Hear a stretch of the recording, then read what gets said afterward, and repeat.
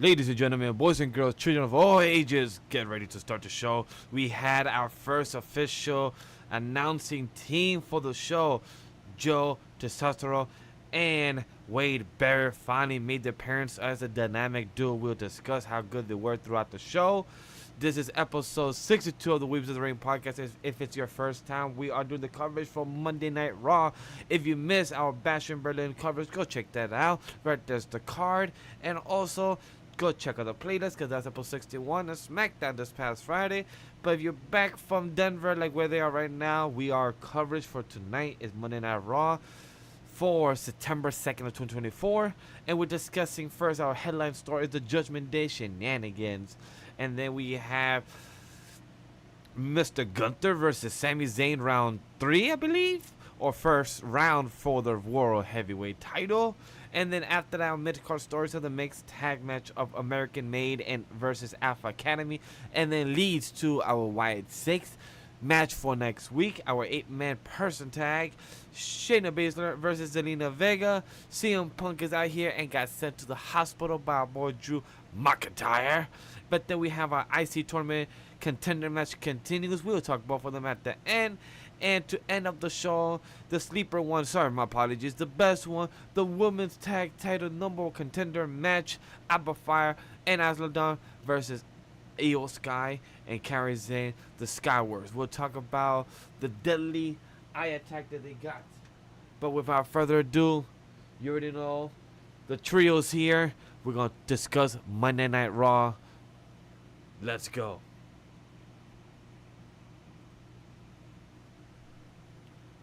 Happy Monday to all. Hopefully you all had a good long weekend if you had today off. If you didn't have today off, I am completely sorry that you didn't have today off because it was a good day to have off. But hopefully, again, you guys are having a good night.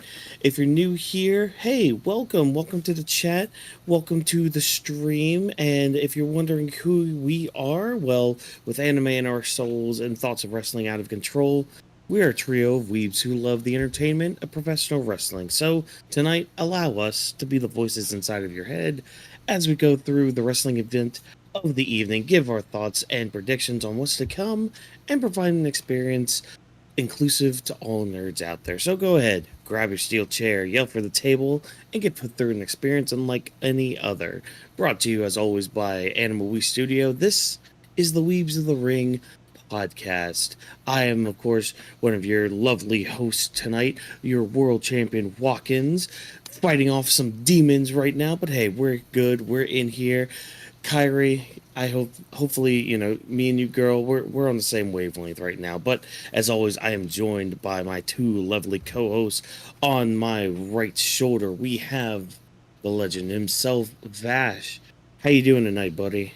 What's up, guys? Good evening. Like Watkins said himself, he's fighting demons out here, and I was fighting my life to stay alive because I was watching ReZero on the Twitch channel. For anybody that are checking that out, I had a good time.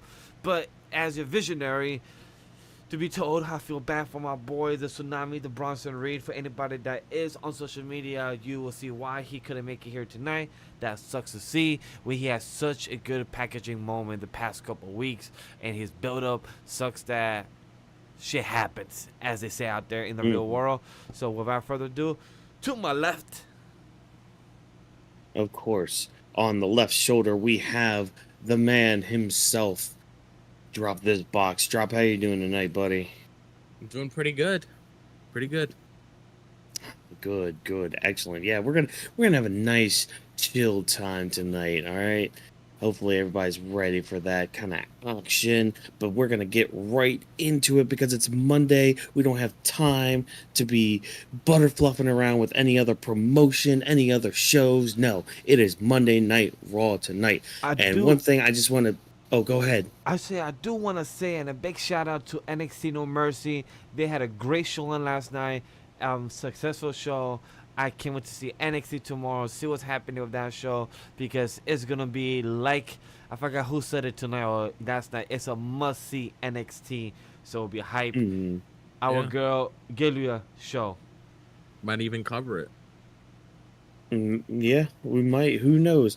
Stay tuned for all that when we get to it. But hey, we're going to get right into Raw right here. We have our headline story. We had a lot of stuff kind of dealing with the Judgment Day tonight because they're our main faction here. Nice to see that they're like kind of going through like their stories going through the night again. So it's kind of been a hot minute since they've like been a focal point of the entire show. Uh, but tonight, we're starting off with, Rhea coming back out. She's reveling in her and Priest's win in Berlin, and she's ready to get her title back. Liv's not there, quote unquote, whatever have you, but Casper the Friendly sneak Ghost. attack. Oh, yeah. But like, sneak attack tries to happen. It kind of works though. So, yeah, so it looks like we're building up to Liv and Rhea, obviously. Now, y'all think we're gonna get a Hell in a Cell from this? Because like one thing that kind of got me thinking of that is when Dom came out, he basically said, "Look, Liv, she." She's willing to fight you again. She's willing to, Anywhere, beat anytime. you Are up you again. sure? Hmm. Yeah, exactly. I'm just like, okay, she's saying anywhere, anytime. It's like, for some reason I'm leaning towards that. So what do you guys think about like us moving towards like their rematch, possibly in a Hell in a Cell match? I think it's probably going to happen because it's only right Mm, if you give the men a Hell in a Cell match, you might as well give the women. Because around Survivor Series, we're going to get 2 War Games matches anyway. That's usually how it works.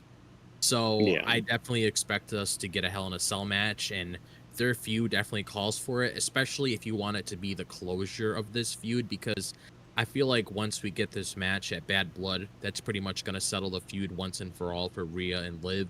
Because usually when you have a Hell in a Cell match, and I like how it's structured now, because back then, Mm, before Triple H took over, Hell in a Cell matches were a consistent thing. And the reason why they didn't feel special is because we saw them all the time, and they're only really supposed to be there to conclude feuds, which is why I personally believe, like, Dom said when he came out, like you just addressed, anytime, any place, that pretty much gives Rhea free range to just do whatever she wants.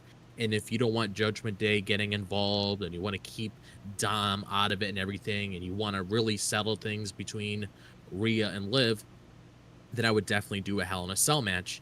And with that in mind, mm, I honestly can't really remember when we've had like a Hell in a Cell match with the ladies. I can't really recall the last time we've ever had something like this. And I definitely believe, I could be wrong, but I believe this is probably in the past regime. We probably had something mm. like that. I don't ever recall seeing it from the top of my head, at the very least, that we've seen it with any of the women's in this new era that we're in. I don't recall it. The only thing that really comes to mind is what Bailey and Sasha, when Mercedes was still in the Mm. company all those years ago. But I don't really remember on the top of my head the last time we had it. But I definitely feel like it calls for it, because they pretty much are at a rubber match right now. You might as well Mm. settle it once and for all. So I'm definitely on board for it. I'm trying to think of the last women's Hell in a Cell match we had. It might have been Bailey and Sasha I Banks. thought it was the one with Becky. She had it with Becky last year with somebody. I believe was with No, that, Trish Status or oh, that was a somebody. steel. Oh, that was a steel cage match. Oh, still Yeah. cage match. Yeah. Um but Becky did have one with Sasha, didn't she? Or she had one with somebody. But Uh, I can't remember when the last one was. So I I'm don't because remember. I'm kind of in the same boat with you I'll too, try to Drop. I'll try to look it up as we're doing the show, and if I find Hmm. something, I'll bring it up, because there's another Yeah. segment within the show we can probably bring up that talking point. So Yeah. Yeah, exactly. But like, yeah, because the feud really calls for it, and I mean, Liv's crazy enough where a Hell in a Cell match, I could see her, doing well in there against Rio, just because, again, like ever since like Liv kind of had like this was like a few years ago or something. Like she kind of had like a character twist where like she was being more hardcore and more weapons based and all that. And since then, like her being in gimmick matches has been a godsend because it gives her more of a fighting chance against some of these people. But with Rhea in the cell, that would be great. Maybe Dom could get involved somehow, and that's where we get that Riptide. I mean, he was sporting a good old black eye tonight, and it looked pretty gruesome too. Which I'm like, when did that happen this past Saturday? Because Dom look had a purple eye, and even Rhea was just staring. Like when Dom came out, Rhea like, I got you good. I got you good. I feel like, when did she hit him to actually hurt his eye? Like I didn't remember that. So I really hope somebody does the work for us. That online they just does the play-by-play to actually show how he got hurt in the fight, because that would have been something interesting. But I really like how this all this happened with Rhea and Dom. I feel like even Dom does a report that Dom would have loved to face Rhea on a one-on-one, and he would be interested if that actually happens within the company. Yeah. So according to what I looked up online, the last Hell in a Cell match we got with the girls was with Bailey and Bianca in 2021. Okay. So that was the last time we had it. Well, that was 3 years ago? Yeah. Damn. Because in 2002, where did time go? I mean, 2022 was just Cody and Seth, and then 2023, I believe it was just Edge and Finn. Yeah. Yeah. And that one was at Mania. Yep. Yeah. Yeah, because they used to have the Hell in a Cell event, which, I mean, that was already kind of the... I'm happy they did away with it, because I wasn't really a big fan of the I mean, a lot of people weren't really big fans of like making a pay-per-view dedicated to like a certain match type, because those certain match types are only meant to be put into certain feuds or whatever. And I'm glad Triple H did away with that, brought back a couple of the old school pay-per-views, because it really doesn't really make sense to really because I remember the other pay-per-view that used to be popular back in the day, and I think that was during the holiday season. It was a TLC match. Yeah, exactly. It's like naming pay-per-views after matches was just very lazy, didn't make any sense, and I'm glad they did away with it. We don't need it. Yeah, and I mean, like, it kind of makes sense. So, like, with some of them, so like Elimination Chamber, I get that one. That one I get. Yeah, Money in the Bank I get. Yeah, because at least with those like, matches, you get like somebody winning the Money in the Bank, which is a big achievement for them. Or somebody winning Elimination Chamber, it gives them opportunity at WrestleMania. Those I get, but it's like match types like Hell in a Cell, TLC, stuff like that. I'm glad they did away with that. Same. And you know what? I'll even throw in Extreme Rules with that, because I mean, there was a time where like I remember one Extreme Rules pay-per-view. There was only one match that had a stipulation in it. And it's just like, wait, you're building a whole like PLE or pay-per-view at the time about, Extreme Rules, like, oh, this is where the night of the year where the superstars get extreme. It's just like, okay, only one match with a stipulation, only one match with weapons and all that. It's like, that's like a perfect conversation, perfect segue to also bring up a most recent tweet from our boy Karrion Kross. He said that he would love to see a Extreme title. Oh yeah. Yeah, and I'm like, I mean, that would be cool. That would be cool, but it would be hard right now in this current era. I would say, great idea. See how's the response from everyone under your tweet. See how will you put that in with the next couple months. Plan that like how you plan the White Six. Plan it, organize it, and then debut it next year when it comes to Netflix. Because I feel like if you're gonna do an Extreme Rules belt, have it like in Raw, where it's perfect on Netflix, where you have more free time and less commercials, or however they will have an idea for that. But I feel like Extreme Rules will work perfect in the next year type of era. I mean, I'd personally rather them just have a set game plan for all their titles before they decide to bring a new one to begin with. That too. Because you got to look at the tag team titles. Just touch on them briefly. They haven't even been defended on pay-per-views ever since WrestleMania, so it's like you got to get everything orchestrated and have it down its own path. Holy shit! You said WrestleMania? Yeah. Wow, it's been a good 5 months since we actually defended them in the PoE. Wow. Yep. But Well, I mean, we even had Kofi tonight talking to Adam Pearce, being like, "Hey, look, they haven't defended their tag titles in yeah, like what, like a month or two." just a He was prop saying, "It's piece. just like, wait, really? Yeah, Like, just a what are prop we doing piece. with the tag divisions?" Just a prop piece, honestly. Yeah. It's just a way to make Judgment Day stand out right now by having shiny little toys on them. That's all it really is. It didn't look great. And see, It bothered me. this was always my problem with having like a split tag division like this, Mm-hmm. because one side is always going to end up being the lesser side. Like no matter what you do, one's gonna be lower than the other, or it's not gonna be booked at all.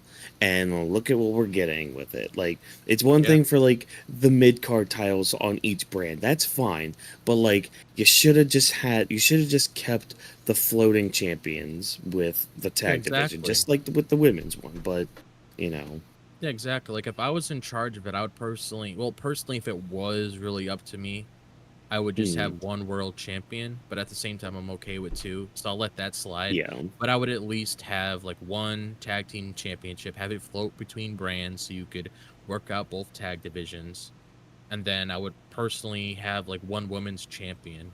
I mean, I guess Hmm. like, I mean, I guess I could let that slide too. At the same time, I kind of wish there was just one, because at least that gives more options for whoever holds that championship. They don't have to depend on that one brand. They can go to a Yeah. different one if they want to have it over there. But I don't know. Hmm. Just moral of the story is work what you have now before you start bringing in more Yeah, stuff. for sure. That's my whole response to that Hmm. extreme thing. Yeah. And especially like, well, I guess my last response with the whole extreme championship thing is before you do that, give us the women's, mid card title Oh yeah, hundred before percent. that. Like Yeah. give us that first. And the Um perfect opportunity is to have those woman tag titles thrown in the bin, just like Nikki Cross did with the 24/7 championship, and yeah. just do a little magic trick, pull out a mid card title, and you're all set. Yeah, exactly. I'm not gonna keep But to defending. get back to like the Judgment Day stuff, so like Yeah. this brief little like beat down of Rhea Ripley, I liked it a lot because like it was one of those things where it's like, okay, Liv and Dom are being shown, on top, which I mean they should be regardless, because if they're like the dominant heel faction, they kind of need to be shown being dominant. Then why did they But I lose at like the this end? because because Liv, just attacks Rhea from behind, but like Rhea fell into and through the ropes, like trapping her leg, which is very dangerous too. Like Yeah. that's a dangerous spot, whether you're doing it on purpose or it's an accident. And I don't know.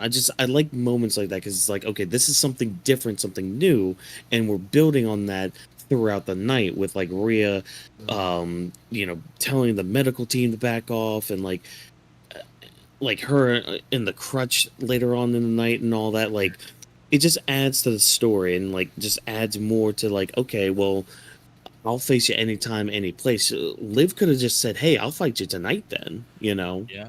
which I I'm would surprised she say didn't.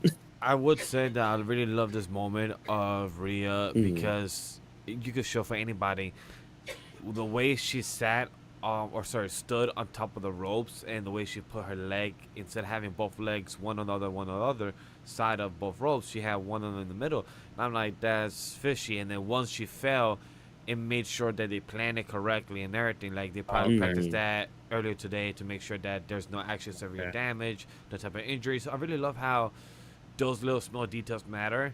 And even yeah. at the end, when she came to interrupt from Liv trying to interfere with Jay, even though she already did, I love how Rhea came in, and I was hoping that she was faking the whole time, because it would have made it feel more dominant. It was like, yeah, bitch, Mm, I'm fully healed, I'm all good, and let's just start hitting her with the bracket, like pop, pop, pop. But she still showed the realism that she did get some type of injury, probably a sprain or something, but still can't walk correctly, but still got the hopscotch is what I will call it. Just going around the whole damn ring just with the bracket, like I'm gonna hit you, Liv, come back here, and Liv continues running. really love how it made it feel believable. Like it feels the importance that Rhea and Liv and Dom won that night. So Yeah. that felt good to see. Yeah, my only Yeah. question with that at first, because I didn't really notice the details at first, but when I first saw her go down, I initially thought she was just supposed to go over the rope and fall on the ground. That's what I thought what Liv was doing when I first saw it. Because when I saw her go over the rope and get her leg tied, it gave me flashbacks of what happened with Damien Priest Yeah. when he was facing I believe he was facing Seth Rollins at Money in the Bank, and you had his leg get trapped. I thought it was another situation like that where they were trying to go over the rope, but instead her leg got caught. So it was starting to get me a little worried there, because I know it's happened before in the past, so I didn't want it to be another situation where it's, they try to go for a certain thing they had planned out but ended up going down the opposite direction. So I thought the way that they were selling it throughout the show, they were just trying to play it off for what they did, just like how Damian did. He played it off during that match he had with Seth. So I was a little worried there, but if it was for story purposes and everything's fine, and that's okay if I missed that little detail. But that was my first reaction when I first saw it, because to me it just felt like she was supposed to go over the rope. That's just how it looked like when Liv was like running towards her and trying to like putting her over the rope. But but like you said, I like how Judgment Day is still looking dominant, as they should, and everything like that. And I also liked how things were planned out, because one of the things that I did say when we were discussing Bash at Berlin with the three of us and Vonnie, which shout out to him. I saw you guys showing your support for Vonnie. A lot of you guys want to have him back. We might have him back one day. We'll see. He had a lot of fun, he told us, so you might see him back in the future. Amen to that. But one of the things I did say that I did like, that the way that the story is playing out, is I like how this gives Rhea a path back to Liv, because like I mentioned before, when Solo pinned Cody, as much as I hate to relive that image in my head, and that's definitely something I wouldn't frame and put on my wall in my room, but it gave Solo an easy ticket to Cody, because typical rule of thumb, you pin the champion, automatic title shot. You don't need to have any match for #1 contendership or whatever. You pin the champion, you get your title shot right there. So I like how it gave us a legitimate reason for Rhea to get back to Liv, without her going through all this shit just to get back to Liv. It just something easy you throw at us. Okay, you pin Liv, you get her at Bad Blood. Okay, makes sense. The audience understands why Rhea is out there calling out Liv, because she wants her title back. That's all I really wanted, because I wasn't worried about Liv and Dom losing that night, because at the end of the day, this whole story is about Liv reclaiming her title. Because if Rhea reclaimed her title, because if Rhea never got injured, I'm pretty sure she would have still had the title. They just had to play it out this way, just because of what happened with her, which in the long run it worked out. It gave the fans what they wanted, like we initially spoke about this year, when they wanted a really heavy story with Liv around WrestleMania season. Now you got it. It played off. A lot of people became even bigger fans of Liv Morgan, including me myself. Always liked her, but definitely this version of Liv is her best, and I'm glad it finally brought her to be a main event star in the women's division as it did. But I just like how we're getting that proper build to Bad Blood, like I put in the thumbnail of the video, the next chapter after Berlin, which is leading to Bad Blood, and should be a good match. I'm honestly very curious to see how this is going to play out. Obviously, we'll get more build-up sequences throughout the weeks up until Bad Blood, but I'm definitely interested to see what's going to be playing out, because there's not just one story being played out here. There's also two stories, because you got the Damian and Finn story playing out, and you got the Liv and Rhea story playing out, which I like how we're getting two stories being told at the same time. I think it's very fitting, and I like it. Yeah. And I like how it kind of bleeds into what our main event eventually becomes, because it's like, okay, Damien Priest is obviously pissed off, and he's just like, the only way I can fight Finn, because he's being a little bitch, the only way he'll fight me is if it's a tag team match, and he knows I can't get a partner. But I love to this just plays more into just how smart WWE are creating their stories, even just their weekly stuff, because it's just like, okay, who can Damien Priest realistically team with? And I mean, Rhea knows because there's a guy who's trying to get her attention and all And that. everyone, Like, well, the crowd will say yeet while she's Yep. out there. So like, I love how she just stares at the camera like, "Don't worry, I got she's somebody." like, yeah, And I love how Damien literally turns back, and be like, "Oh, I know. Let me know what he says." And just Miles look back. I'm Yeah. like, yo, Damien, I fuck with you. I remember last year I used to tell Drop, yo, I don't like Damien. He's annoying. A year later, I fuck with you, Damien. Nah. I fuck with you, Damien. You're dope. So it's just really good to see that. And I love in the scene after Damien says, yo, mhm. so what he said. Real's like, look, he said no. And Damien was like, damn, fuck. But he said, yeet. And he just smiled. He like, Yeah. he knew what that meant. Like, oh, he Alright. said, yes, exactly. I'm good then. I'm good, Chi. I'm going to go talk to him to set some business aside. Mhm. That we're in the same page. So I really love that interaction. Like you said, the creative team is having fun. They know what they're doing. Not like Rikishi. You don't know what you're talking about. But the creative team under Nope. WWE, they know what they're talking about. They know what they're doing. They're not going to ruin the marriage. My boy Jey Uso is having fun. He's having a blast because he also got attacked from somebody else. Well, no, sorry, not attack. He got face to face with somebody else. Yeah. But like, I'm glad you brought up the backstage part too, because again, it just like make sense, WWE, and they did, because Jay's just like, look, man, I'm in the same boat. I made a lot of enemies, and then I got to a new place. Nobody really had my back, so hey, just paying it forward and paying it back and all that. And I'm also glad that you brought up the little stare down too we got with a little Braun breaker, just planting more seeds with that eventual title defense against say Jey this. Uso, which Watkins, anybody Mhm. that comes to face and literally tells me like, yo, bro, so walk away right now. If not, you're gonna lose next week. God, dude. That's literally fighting words to me. I'm like, what? How about we start right Well, now? it's not- Let's square up, bro. Yeah. The balls of him coming face to face telling me like, yo, nobody from your family have beat me on mine. Whoop my ass, nobody. Not even your 25 cousins Mhm. compared to my 5 siblings. I'm like, wait, what? And like, that's fighting words. I'm like, yo, Jay. And I love how Jay went from like kind of his funny characteristics back to his old character of Jay, like just being straight up and Mhm. serious. And he just look at him and like, yo, I'm gonna beat you next week. I'm gonna win the tournament next week. I'm gonna come back in 2 weeks and beat you ass. I just love that. Like, I love that version of Jay. And then at the end, yeet, and just left. And I'm like, oh, I Yeah. wish you would have smacked him like a girl Jada smack Roxanne. I wish you would just smack him and do a spear or something, man. Like, those are fighting words. How do you come to somebody face to face in the back of a parking lot or wherever they are right now, like close to the gate, and just say, yo, if I was you, none of you and your family have whipped me or beat me, and nobody. So if I was you, just walk away. Just walk away, bro. Oh, that even gets my blood boiling Well, like me right now. Like, I'll if I was tell- Jay, whew.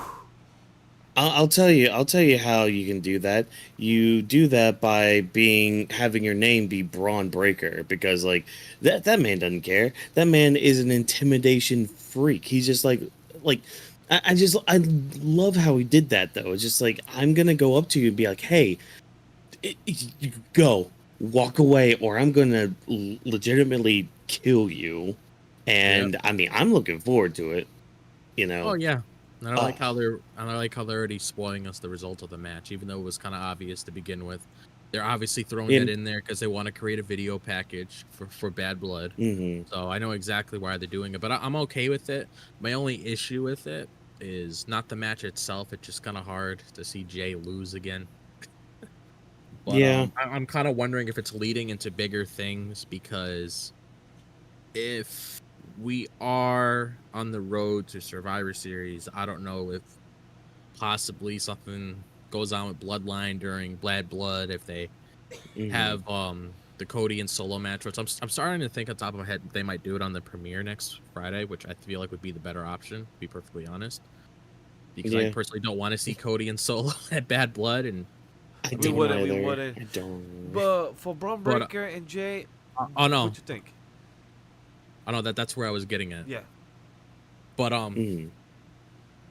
so that's what I'm thinking about, like this whole like Braun and Jey situation, because I'm trying to figure out like what this is going to factor with Jey in the future, because I already know this is going to be a match for Jey to yet again try to go down that route to get a championship of his own, but obviously we know that's probably not going to happen, at least right now. I mean, especially since they just Mhm. gave the title to Braun, they're gonna have to take some time to really work up and do something like that, and they wouldn't just give it to Jey like that after they're trying to build up Braun. They're probably going to have Braun hold that title to at least WrestleMania, because my prediction Yeah. is it's probably going to end up being him and Sheamus at Mania next year, personally. But I don't. We'll just see what happens with that match. We'll find the result of it next Mhm. week, because we do have that fatal 4-way all figured out now, and Yep. we'll see what happens beyond that point. But Yeah, because like that's the thing about tonight. It's just like tonight was just filled with um a lot of starting points going to Bad Blood. yeah, A lot of just like this was just us. This was a big setup Raw for the future, which It fe- it's fine. That's it, good, you it know. felt like the preseason of a season premiere, because that's what they was promoting next week. Hmm. Even like everyone's saying, like the season premiere of the USA next week, all everything will be on, and with SmackDown and Raw being on USA for the next 4 months for SmackDown, they're staying there, but yeah, with Raw's Yeah. going to Netflix, so it's gonna be interesting because for the next 4 months, this is gonna be the next couple week storylines. So I love how they kind of did a preseason to the full season next week's premiere. So it's really interesting how they Hmm. balance everything without a lot of wrestling, more story, which makes sense. You know, some weeks you have more wrestling over story, some other weeks you have more story over Yeah. wrestling. So it's fine to balance it, and they're finding the right type of melting pot. Hmm. and Exactly. this also gives like Jay multiple routes to go down too, like not just with Braun Breaker, but also involve himself at Rhea, which has been teased for quite some time. So it gives him like Yeet. multiple things to do too, because you never know if this might extend beyond Bad Blood, where hypothetically, let's say Hmm. Liv and Rhea is still a thing, which I know, because it's kind of hard to say if it is a Hell in a Cell match. Usually you conclude it, but hypothetically, if it still continues down the line, you know, you could still have Jay involved doing something, Yeah. but then yet again, that goes back to my question before of where when is Jay getting involved in this big storyline down on the opposite show? But uh, I don't know, man. I mean, it Hope- could, it could kind of start because, like, I mean, a couple weeks ago he did mention to Sammy, "Hey, we could go for those tag yeah, titles. Like, that could be part of the build, but it's just like, yeah. like again, how do we get them involved with the ones Maybe that are on the other show? I'm starting. I wonder if they have that match at Crown Jewel, like Which one? The tag match? yeah, with Judgment Day, They because could, yeah. Crown Jewel could probably work, but depends. The what? huh? I said, well, Crown Jewel could work, but also it's very confusing because what they're trying to do with Sammy going for the world title, but then having Oh, Jay and Sammy go the following week. oh, oh. Well, this would pretty much take place after Bad Blood, because more than likely Yeah, Jay's losing and Sammy's losing, because Gunther's not dropping the yeah. title and Braun's not dropping the title. So that could pretty much lead them back to what they originally discussed before. And especially with what we saw Hmm. tonight with Jay getting involved with the Judgment Day again, that could give Sammy and Jay something to do in the meantime while you build Yeah. into that rumored match that we'll talk about a little bit later into the show that would probably take place at Survivor Series. So Gunther would be busy with that said person we'll discuss later, and Jay and Sammy could do something in the meantime, and then that could possibly segue into another ongoing story that's going on right now. So that's pretty much just us foreshadowing, pretty much speculating of future events that could possibly happen down the Yeah. line, because you can definitely see the building point of how everything is starting right here. Hmm. Exactly. But yeah, so we had our tag team match tonight. Finn and JD taking on Damien Priest and Jey Uso.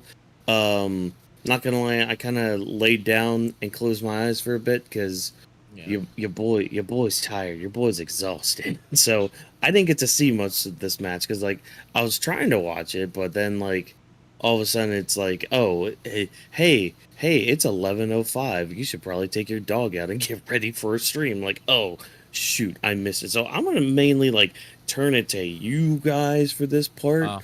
I'll say this: the Like, match happened yeah, fast because the match okay, didn't officially start until like 10:50 or like 10:48, so it didn't really start until later. I'll say the match was quick and fast done. The one thing I'm really shocked is that they gave the W for Damian and Jey, understanding why, because they are the baby faces, mm, and Damian and Rhea already got an L by having Rhea get hurt by the ropes because of Liv. So I guess mm, they need to get a LW by the end of the night. Makes sense. But like we said earlier, for Finn and JD McDonald to have the tag titles and not win tonight when they're supposed to be the champion, it kind of feels mm, like the tag titles, not saying that they're worthless, but more like, wait, you're supposed to be the best tag team right now on this division of Monday Night Raw, but you're losing for Damien and Jey as babyface, and they didn't feel as mm, dominant. So I kind of feel this main event felt a bit lackluster for me, where I was a bit like, hey, okay, you could have done more, you could have done better. So that's why I fucking nothing but her, but fucking like, damn, yeah, could have done more. That's my mm, overall impression of this match. Like overall, like the wrestling wise, it was really good. Like Liv came into her up like at the end, like we spoke about. But about the match, it was good overall. How about you, Drop? mm, Personally, the match itself really didn't do much for me, to be perfectly honest. It was just adding more involvement to multiple stories, like we already discussed before. So, like, other than that, it was just a match for me. Getting Jay paired together with Damian was a nice mm, moment. This whole match was just basically built on moments. That's honestly okay, how I really saw it, because like the match itself, if you gave it more time, I could probably have said a lot more things. It was just mm, placed at the end of the show, and I'm sort of like used to seeing these matches with Judgment Day all the time, so I'm kind of have like that same response every time when ever I see it match, unless there's like something a little bit different that stands out that I can speak of. But for the most part, it was just built on moments. Getting Jay mm, involved to continue his storyline with Rhea, and and just having a involvement with Damien, and just forming another friendship, and stuff along the lines of that. But that's mm. pretty much it for me. Like I can't really say that much about it, because I just deep down didn't really care about it that much. I I would realized, Right. No, I I would get say that. this, that it was weird to see Jay and Damian team up, since we have seen them back for the past year or past 2-3 years go against each other. It was Judgment versus Hmm. Bloodline. They had a lot, face to face moments, and it was a time where the Usos was going against Dom and the Judgment Day back for the tag titles back in the day. So it felt weird. Like, not bad weird, but Hmm. like, oh shit, two babyface together where they used to go against each other. Like, the Damien and Jay, that's weird, but they had some cool moments. Even Damien getting excited to do the hot tag for Jay and do the finishing blow on JD McDonald. So it was really amazing to see that. Like, Jay coming like, it's time for the Uso splash. Let's get hyped for the moment. So like, that's cool overall. So I mainly so just like, Jay got the pin. Yes. yeah, Okay. he got the pin on JD McCafe. So that right there, that's one of those seeds planted for what we were just talking about with Jay and Sammy possibly going after them after the Damien part kind of blows through and all that. Yeah. Cool. Okay. Awesome.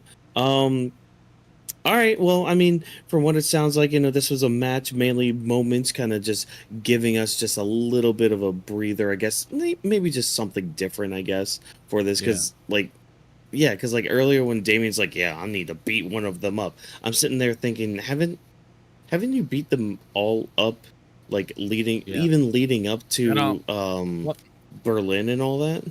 Yeah, one of the Like, things I did notice throughout this match that I will say now that I remember it is I like how they were keeping well, I guess I could say like I noticed how they were keeping Damian and Finn apart because they obviously want to save yeah. that for like big matches. That's why you didn't really see them like go after each other that much. You didn't get like a coup de grace or a South of Heaven because they're trying to save like that big blowout match at Bad Blood once it gets confirmed because that's definitely the direction that they're going down, which is a common thing I do notice when they're building up feuds. They want to save that moment for the big match that they have. That's why you haven't seen Dom get a riptide yet because they're probably saving that for the blow off, probably towards the end of the feud that she has with Liv Morgan. Yeah. So that's one thing that I did notice that stood out to me. Yeah.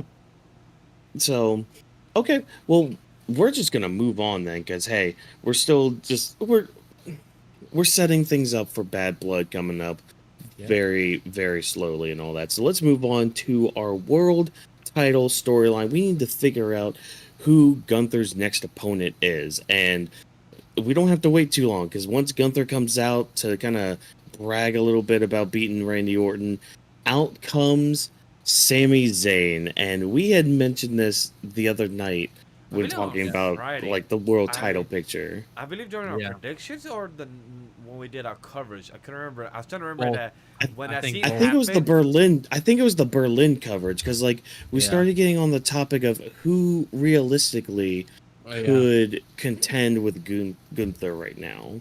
Who's not doing anything? Yeah, because that's when we were looking at the Raw roster trying to speculate. Yes, you're right. Yeah. I believe that was Vonnie that brought up Sami Zayn as well, so that it does bring a good point because when Sami Zayn came out, and I'm like, look at us. I literally told my girl, like, babe, we said this theory on our coverage. It's going to be Sami. And she even asked me, like, what's the goal for the story? And I'm like, we're watching it as we go right now. So it was really dope. Shout out to her for saying that. Good mindset. Good mindset. What's the goal for the story? Because story's king. But I actually do recall that all four of us had that idea of Sami when we were discussing because we were going through the roster. Like, okay, are they really gonna head into Sami right where they are they gonna do something else, somebody else that we're not thinking of? But Sami realistically was the only logical option because nobody else on there really fit into being Gunther's next opponent because Ilja Dragunov is involving himself currently in the IC title tournament, which he did qualify for tonight. And they're obviously going to save that a little bit later because obviously that's going to be one of his feuds down the road. And that's one of those big feuds. So they want to make sure they structure that properly and not just say, oh, here you go. But you don't want to do that early in the feud. You want to save that. And then we were thinking of Sheamus, again, another person involving himself in the IC picture. So it makes sense to go back to Sami because they only really had like one match with each other. And it was at WrestleMania, and Sami beat him. So it's nice to continue that story because after that, we didn't really get any mention of that. We kind of just moved on into something else, and we didn't really go back to that at all. There really wasn't any rematch or anything along the lines of that. Gunther was just focused on the King of the Ring tournament after that because I do believe that after WrestleMania, Gunther was away for a little bit. And then when he was around King of the Ring season, that's when he started coming back, and then that's when his whole focus was on that, and we didn't really get any mention between the both of them. So it did make sense why Sami is in here, which I'm really hoping down the line, just pushing this to the side. I'm really hoping down the line because you can tell how long someone's going to hold the title, and you can tell when somebody's going to be champion. But I really hope down the line they do put the title on Sami because definitely a moment that needs to happen. And if it was up to me personally, if I was in charge of the pen, I would have honestly just had the match between Gunther and Sami at some WrestleMania and then have a crowning moment with Sami there because I always envisioned in my head Sami winning a Royal Rumble and then going after Gunther and then beating him there after Gunther having this long run. But if they want to do something like this now, it's perfectly fine. They have history, build more on it. That's okay. And I'm glad that Sami came out there because One of the things I do recall that I remember hearing about Sammy recently, and it was a similar thing that Rey Mysterio also did, is I think they had like some stem cell thing that they were currently doing. And I bel- Yeah. and I Yeah. believe and I It, believe Sammy also involved himself with that as well. So that's probably explains hmm why he was absent for a few weeks and everything like that. So you'll probably see Sammy move around a lot differently, kind of like how you see with Ray. So he'll probably be Yeah. like a lot more floaty than he normally is before, Yeah. since he had that adjustment to him, which is hmm awesome to see Sammy at that full force. Because I always loved that. That's one of the things I really like about Sami Zayn. And it's the same thing I love about Cody, which is why a lot of people got involved in the Cody story, is because of the chase.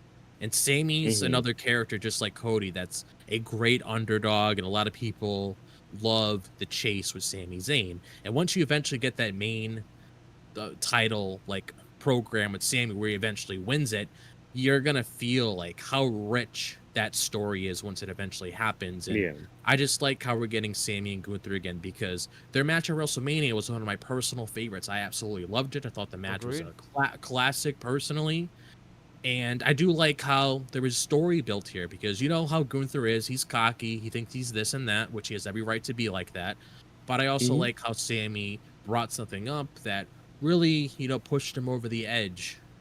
Because if Ilja Dragunov was in there or Braun Breaker was in there, they would cut the exact same promo. Are you scared because I beat you before? I like how he brought that up, because as soon as he brought that up, Gunther turned around and looked at him, He's because like, bitch, hold up, what? this is somebody that you can't say you beaten before. He'd be like, you know what? I beat you before. I don't have to worry about it. I can beat you again another time. But no, Sami Zayn actually beat you before. So that's something you have to think in the back of your head. If there's a slight chance, which we all know it's not going to happen, but just looking at Gunther's mindset, there is that slight chance where Sammy could potentially beat him. So he has to think of that in top Yeah. of his head. So I'm glad And like Sammy's on back. that's the thing that's the thing that's like so enticing about like Sammy challenging Gunther, is the fact that he did beat him. So there is that little doubt in there of like, okay, this could happen. Is it going to happen? Very doubtful, because of, Gunther having this reign and all that. I'm also glad too. You brought up Ilya and Braun, and like something that like Sammy said to Gunther as he was yelling at him. And I don't know if my ears are playing tricks on me. It sounded like Sammy said that, I am the only guy that has beaten you since you've come to the WWE. Yeah, he said that. And I'm just sitting there. I'm thinking, wait, Ilya beat him and Braun beat him. You're not the only one. So like that was kind of weird to me. I'm just like, why are you saying that? Like, Yeah, why The only is that the line you that go threw me with? off Like, too. I the only was thing mhm, I was hoping that he meant it as the main roster, not NXT that's or how yeah, NXT that's how UK I took it. included. That's how I took it. Yeah, Pers- that's my yeah. hope, because I when wish he he said main roster then, because Yeah. yeah, like same, like it's just words. Yeah. that would have Yeah. added something to it, because once you said that, you have three here people that were like, Sammy, you probably should have questioned or said it quotation Mm, WWE main roster, because when you say WWE, yeah. it's under the whole umbrella of NXT, NXT UK. We have Raw and SmackDown, and you're saying that Mm, you're the only one to beat him. When the announcing team previously over the past couple of weeks, and Bazsler Berlin said that Gunther has been champion for 71% of his career, so that means 30% of him was beaten by you, Sammy. So that's very questionable, my G. So I agree where you're yeah. coming from, Watkins, in that aspect. Yeah. Yeah. So that was just a weird catch I had, but I mean everything else. I mean I'm all for it because they have good chemistry together. Oh Sammy's yeah. always the best. Like Sammy's at his best when he is the underdog and come like Yes. scrapping from the bottom. Hmm. So having an opponent like Gunther, and like again, there's always the possibility that he could win. Yep. He's not going to, but like there's still the possibility. Yep. Hmm. My apologies, guys, that in the next hour or so you're gonna be seeing my eye eyeing it like a big ass fly. So in case my eyes get a little quick, it's my spidey sense too. I second what you guys said about this fight. I 100% agree about Sammy and Gunther. Is something I'm really excited for. I was excited when I heard the song come out. Like, oh shit, we said this and it came to be. It happened and we were right. But then I'm like, damn, you are gonna lose the first round, Sammy. And I agree. Drop that if the next couple months, if he wins the Royal Rumble, for example, and he goes after Gunther, for example, that would be a beautiful opportunity that he also takes off the title of Gunther. It will be beautiful storytelling aspect. It will be like a whole rinse and repeat, and that will affect the character of Gunther, losing 2 times on a WrestleMania back to back, and losing your IC title and losing your world title from the same guy. That will be very monumental. But I'm really curious to see how the next months will unfold for our character Gunther and Sammy, and where would this lead to him. And bad blood for Sammy and Gunther, I'm all for it. Yeah. Yep. So I don't know, not much to go off of right now. Just, Sammy just speaking passionately. I do like how Gunther, like, he's such a good heel with some of this stuff. Like, he does such a good job of, like, bigging up his opponent and then immediately just crashing them down. Like, it's like, yeah, you're good, but no. Yeah, right. He's like, hey, you're the like, best. You are great at what you do. The people love you. No. But I don't want to work with you. All right, I'm gonna move on. Bye. I'm like, when he said that, I'm like, bitch, how do you give him the most nicest compliments and then just backhand me and be like, no. I feel like that's every time when I talk to Walkers and I talk to him about an idea, and he comes close to the mic and be like, no. For some reason, I don't know why I thought of this.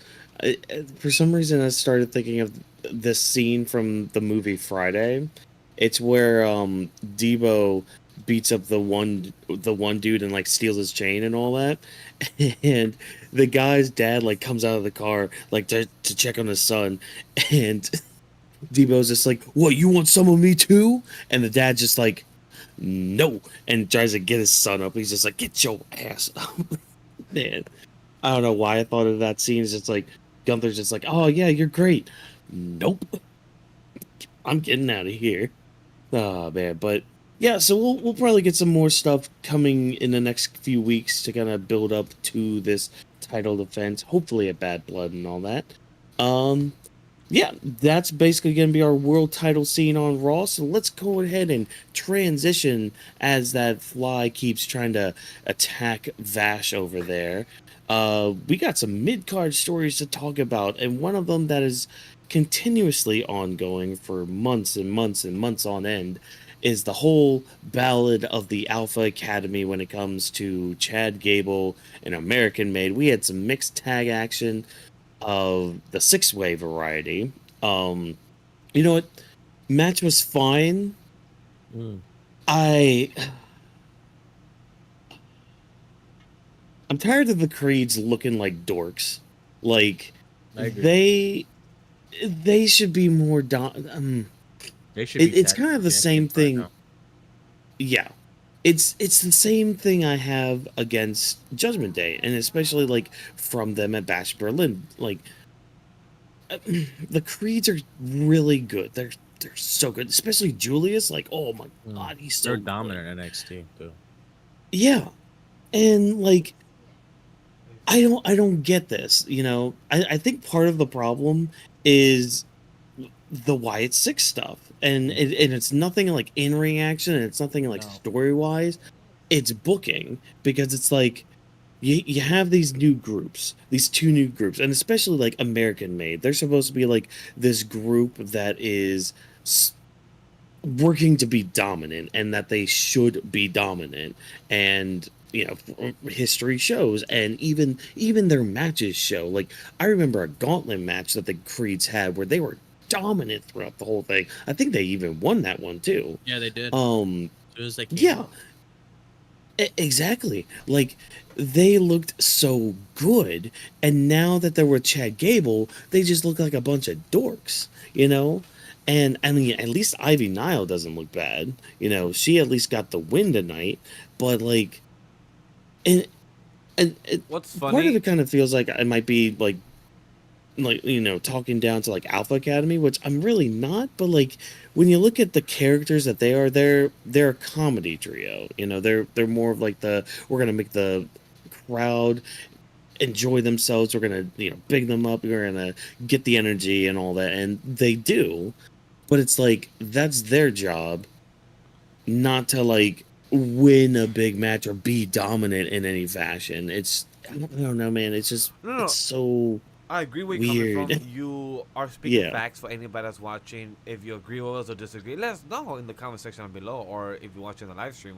Why the fuck are we bugging? Because I understand and I agree 100%. The Creed brothers are supposed to be the dominant force. They are the Creed brothers that used to be dominant in NXT as well as a tag team division. They used to throw people across. They used to do some cool moves. They had some great matches versus DIY as well back in the beginning when they got transferred into the main roster. But now, kind of looking like some type of bitches versus the Y6 is fine.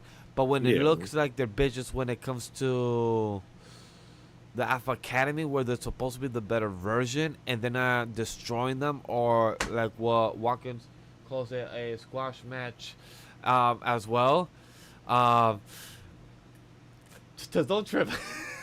um, my girl's trying to kill the fly right now, so that's why I was just worried like girls just jumping out here. But the Creed brothers has to be dominant, and when they look like they're not being dominant, like Ivy now looked the most dominant out of the trio against Maxine Dupree. So that was pretty interesting when I'm like, isn't the Creed brothers supposed to throw Tozawa out? Okay, cool. If you can't do this shit to Otis, makes sense. It's Otis. But when it comes to you not doing this to the most skinniest guy that could be thrown off and do some cool bumps or shots with, and you're not, kind of feels questionable. And then I love how they are planning a 8-man tag, like the stuff going on. That'll be funny. Yeah. Yeah, like it'll be fun. Yeah, my whole thought process about this whole entire thing is like it's the exact same thought process as Watkins, exact same thought process as Vash. I just want them to be built properly because I hate, and this is like one of the things I don't like whenever we do these drafts and stuff. And maybe it does happen like down the line, but sometimes it's a little too late and people lose interest. But that's why I always say, it's either a sink or swim situation when it comes to you're on the main roster. You got to make that good first impression. Otherwise, people aren't going to give a shit anymore, and you're going to lose that chance. But it's like I want them to look more dominant. I want them to do other things. And me personally, I'm just going to come out and say it right here. I'm done with the Wyatt 6 and American Made feud. I'm honestly getting a little bored of it because at first, when they were doing their whole thing with Chad Gable and American Made at first, I was okay with it. It made sense for story purposes, and I thought possibly last week that was the end of it when you had that one-on-one match between Chad Gable and Uncle Howdy. But like it was announced tonight, we're going to be getting a mixed tag match. It's probably going to be American Made and the Wyatt 6 with Nikki Cross making her in-ring debut as this new character. So like I'm okay if they want to do that, but at the same time, you got to think of exactly what the whole story is here after this, because you can't keep feuding with the same people. I feel like we're coming to the finish line. That's my guess and my hope that we're ending to the finish line. If that's the case, I'm hoping possibly next week, or if they have anything else in mind, I mean, just go ahead and do it. But it just deep down, I'm just losing interest in it because I figured you probably already got the message across. There's probably something else you could move on and do as well, because I don't want the Wyatt 6 has a lot of potential, and so far it's being built up properly, and I like the whole direction that they're going down with these characters, especially when we were getting those vignettes where we're getting insight on them. But I want there to be an end goal for each of their feuds. I don't want this to be an ongoing thing where it's like, okay, we're gonna be fighting for 5 to 6 months. Like, we don't need this to carry out like with like a Drew McIntyre and CM Punk feud. It makes sense why it lasted as long as it did, and obviously because Punk was injured, they had to prolong things.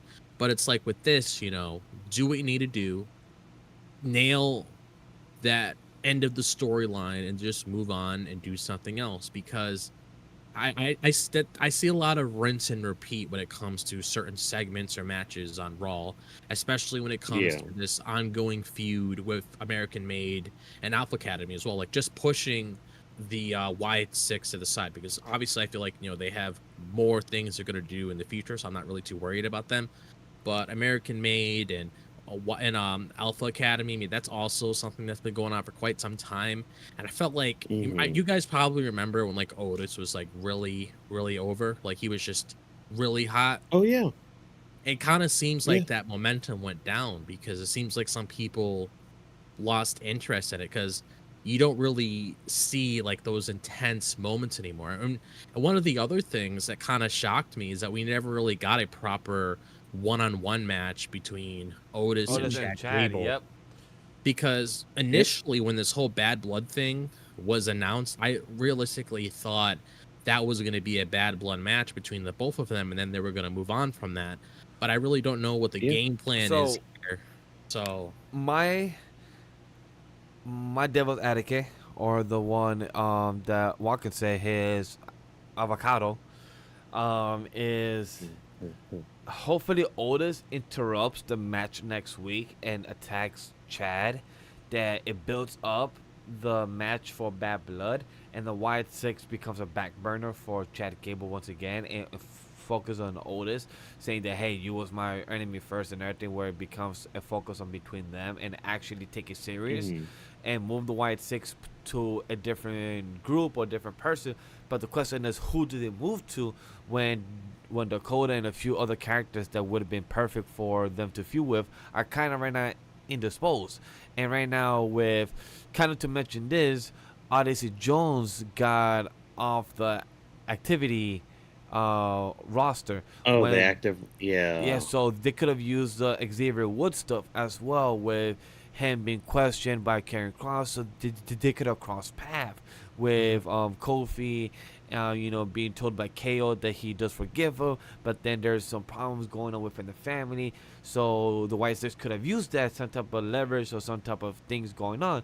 But now Odyssey Jones is Mhm. not there with no type of question or reasoning being told. So I'm really curious to know who does the White Six go to next. So I understand where Drop is coming from. I'm just curious to know that if we do cut them off right now, this week or next week or the next 3 weeks within it now, how do we get them to the next person and who do they go to? That's the hard question too. yeah, Yeah. that's why I had like this whole confusion right now, because they need to have a game plan after this. And usually if you're like Mhm. booking the shows throughout the week, you probably have something built between like the next 3 to 6 months or so. And plus, you have to start adding hints towards who's the next opponent or the next person. Like, But they did Yeah. add hints a couple months ago. But now those people that got hinted, like I believe the other one, I believe was Sheamus, was an option. So maybe they could do it as a Sheamus too. Or I no, don't remember. or I think it was or I think it was Butcher, one of them that had the mark in the back You're a during the Butch. backstage. Yeah. Mhm. Um, Oh yeah, I forgot. I can't say Bush no more. If not, oh, you he's gonna can. come and Yeah. attack me. He's gonna come break your fingers. Yeah, like our girl So good luck with Jackie that. was about to get attacked. I'm like, no, Jackie, That was no. so stupid. That was so Yeah, stupid on her we'll get part. we'll get into that a Like, little Yeah, I later. know. But yeah, other than the White but Six, Watkins, where you have any last thoughts or agree or disagree with us, like any other I type of mean, human being would? the match was fine. I mean, again, it's usually with the case with like these complaints and all that. It's not usually the in ring work, because that was fine. Like hell, the crowd became unglued when Maxine Dupree like took out all of American Yeah. Made, which I mean, I'm just gonna throw it out there again. How did somebody of Maxine Dupree's size take out all three members of American Yeah. Made? I mean, I'm pretty sure Brutus could at least catch her fairly easily Yeah. from that distance. Look, I would Like, understand if Maxine Dupree had the body of Rhea or Shayna Baszler had the body of who's another big person? Naya, or who's another build mhm. person? Who's another build person in the women division? Big That's all I Mom. got. The Yes. future Jordan Grace. Yes, the future Jordan Grace in the women Oh yeah, division that she will that be makes a lot of joining. sense. in the future. She don't even need to go to NXT, by the way. She could just jump to main roster of how big and strong she is, and I'd love to see her against Rhea in the next 2 years. But that's a whole different side conversation. Cause I have a feeling she might be. yeah, She's there to play the game. She Yes. like that's I didn't her know what contract she was ends, referencing. and her contract ends Mhm. on January with TNA. So yeah, she Yeah, has I a didn't, perfect I didn't time. know what Yeah. she was referencing. I don't know if she was referencing Triple H or that meme that's been going around. Wait, which know, meme? Where you have like that guy singing, doing a cover of Triple H's song. I'll have to look it up then. Yeah, I didn't even It's see like it. all over TikTok. He's like, it's time to play the game. Oh, that's why. I don't Yeah. know. That's why I'm Yeah. not on TikTok Oh. that much. Oh, okay. I'll have to check it then. Okay. Well, hey, you know what? I'm glad, Vash, I'm glad you mentioned Shayna Bazler, because at least she had a one-on-one Oh. match tonight. Oh no. Unfortunately, she was with her, cohorts, the Bathroom Break Collective. But hey, we got to take on Zelina Vega. We got to get some sort of revenge. But look, I said it in my notes. I didn't really focus here. I did not really pay attention. But Shayna won with a bunch of distractions. I at least saw that. I at least saw your girl come back. At least on the main, I do have a few things. the to say main about roster. So, yeah, Lyra and Zelina got beaten up, and they're gonna take on Bathroom Break Collective next week in Canada. Gee, I wonder what female superstars from Canada can help them out since they're in Trish, Canada. Because that hey, is they're in Canada. Natalia. That's all I Sec- got. Second one. I know. I was naming options of people from Canada. You nailed it in the coffee. Oh yeah, you're good. I don't know if there's more. So any other you- Canadian wrestlers on the WWE roster, my apologies if I forgot you. The second name you mentioned is more than likely going to be the one. Yeah. But Or Tegan Knox can finally get booked and put on a show. Oh yeah. oh yeah, girls coming at the old company. I can't even get booked for The WWE Speed. That'll be happening this Wednesday for the WWE Speed Women's Tournament. And by the way, guys, we're not sponsored by WWE, so we're not promoting this for no damn reason. We're just helping you guys in case you forget. We also might forget too, even though we're talking about it today, most likely Tuesday. And even if me and Watkins do AEW that night, we may even forget to watch Speed that morning too. Yeah, exactly. But But- my over. Drop. Let me just say my Mhm. quick thoughts because I know mine are much faster than yours. Because I am like Watkins. I kind of missed this match, so my apologies to Zelina or Shayna if they ever hear us talk about this match, because I was cooking dinner or prepping dinner, and honestly, Zelina, I was very happy to see you. Shayna, I was very happy to see you. I was not very happy to see your cohorts. I did not care much about it, and the match itself was cool to see Zelina. She actually has some cool spots. But it was too much distraction with Shayna and her cohorts that it felt very forceful to feel dominant from the team. That kind of turned me off, and I was busy cooking the chicken. That's my honest answer. So drop back to you. No, like just end it. Like we don't really need to Yeah. keep doing this bathroom collective stuff, whatever you want to call it, because it's not like I don't like Zoe Stark or Shayna Baszler or Sonya Deville. I don't have anything against them. They're It's just bad as a team. Yeah, it's just the faction doesn't work. Yeah. I don't care to see it every single week. And it kind of sucks seeing Lyra put in this position, especially with Zelina and Natalia's going to get involved now. It's kind of sucks seeing people like that getting put into this storyline that's obviously not doing anything for either parties, because I believe I think Vash brought this up a little while ago, how you could tell that Zoe's not really invested with what she's doing because she doesn't really seem interested when she goes out there. Same thing with Shayna. They don't really seem to care to be in this position to begin with. So I would honestly just scrap it. Like they all need like a complete reset. I would personally just break them up, have Shayna go on her separate way, rebuild her as a character, and put her down and have her go down that direction, because Shayna's a big star. That could be another heel that you could do something with, but not that many people are going to care because she's not getting booked properly. Same thing with Zoe. Ever since she started on the main roster. Trish Stratus was trying to help her. We thought it was going to do something, but it felt flat, didn't really go anywhere. And I understand why Sonya's there to help push them so they can get back on track again, but it's really not doing anything, and Look, I don't really... Yeah. I'd rather see be this. optimistic. I'd rather see this. Right now, we have a trio, right? We have Shayna, Zoe, and Sonya Deville.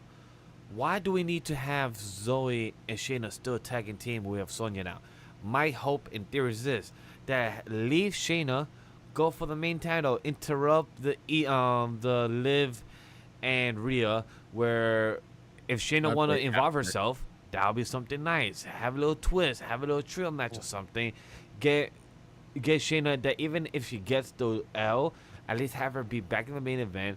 Sonya and Zoe could team up. That may help, maybe give a different chemistry and help on screen, where we might see a different teamwork happen. I'd rather see that than fucking Shayna, where I used to see a awesome type of character of her back in NXT, clips and everything. See how ruthless she was, her mic skills when it came to Rhea Ripley back earlier on the last quarter of last year when she had her fatal 4-way at the Crown Jewel, and those other weeks. We're about to reach a year later, and somehow Shayna just disappeared from the main event picture in the past 6-8 months when it wasn't supposed to be like this. So I will hope that it goes back to Shayna being back in the main event, and Zoe and Sonya Deville could be the new tag team from their trio. There are a faction, so like our boy Solo can literally just take one title and give it to somebody else within the crew. Sonya could do the same shit, saying, "Hey, Shayna, you're the best one out of all of us. You go back to the main event. We got the tag team side." That's what I'd rather see. What you guys think about it? Am I talking baloney, or maybe am I speaking some spoiler? Well, Well, like the crazy part too is like Shayna actually has led a faction, like because she had her group of friends in NXT doing that thing and all that. It's like seeing her. I don't know. It's just it. Bottom line, it's not doing anything for me. And I'm just ready. I'm just ready for it to be done with. This is one of those moments, and I was kind of thinking about this too as we were talking about like the American-made stuff. Drop. You might remember things like this or moments like this where we had our quote-unquote superstar shakeups like around the SummerSlam time. I remember that. Yeah. I'm not gonna lie, wouldn't mind one right now to maybe kind of split some of these people up. Like, okay, once this American made stuff is done with the Wyatt Six, hey, guess what? Superstar shakeup. Now American made is on SmackDown. Like it's something fresh. Like it doesn't have to be like a full on draft, but like maybe like a trade season. If we want to like start doing more of like a sports centered kind of thing. No, Watkins, you speaking spoilery facts. You know why? Because the next week is the season premiere of Friday Night SmackDown and Raw on USA. This would have been perfect for how they have the new guy on commentary. We don't have Samantha no more. If anybody didn't notice, we don't have Samantha no more on Monday Night Raw. We have Samantha on Friday Night SmackDown. They changed their people from the shows, so we'd have the same people. It would have been nice to also, if you're gonna change the commentary team, change the announcing team, why don't you also change some people on the roster? This would have been perfect opportunity, and nobody would have asked a bat. Nobody would have questioned a friend. Nobody would have questioned an NPC. Nobody. Yeah. I'm just ready for it to be done with. And also, okay, could you guys hear what's her name's promo after the match? Like, I had a hard time understanding what she was even trying to say. No, I didn't. Was Sonya Deville? Sonya, yeah, like because she got on the mic, she started saying something. The only thing I could like get out from what she was saying was that nobody could take them, and I'm just sitting there like, haven't you guys lost matches before? That's what I'm saying. What? When she said that, like from her promo, that's the only thing that stood out to me. When she said that, I'm like, yeah, nobody could go against us in the roster. And I'm like, but you guys aren't that tough, and I feel like I have Yeah. seen tougher. Like even Rhea, like has fought Shayna and beat her too. So I'm like, bitch, who you talking to? What copy? Heard you. Say it with your chest, girl. Say it with your chest, like Kevin Hart would say. If you believe what you believe, and Hmm. you're gonna say what you believe, go ahead. Even though you're crazy. Crazy, crazy.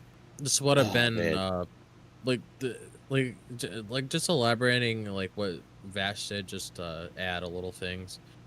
Yeah. If they took Shayna out of that, that would have been a perfect feud for them to build with Rhea once she loses that title, because then you could actually revisit that rivalry that they had in NXT and actually have Hmm. That's what proper I'm story with saying. it this time. You're just wasting people. Like it's not even me just being like over analyzing things. It's just it's kind of obvious that it's not going anywhere, and I feel like when it comes to stuff like that, even just to like even if it happens again with like other storylines that's going on, you just gotta scrap it, move on to something else. It's Mid-title okay. card. We haven't even seen Yeah. Kiana James come back since her draft because she did a I don't Yeah, she had like my 2 yeah, matches. my apologies I for poor choice of words, but she probably had a bad showing for the higher ups that didn't like it or probably no pop for I her. heard, So yeah, whatever reason may be, Mhm. it sucks.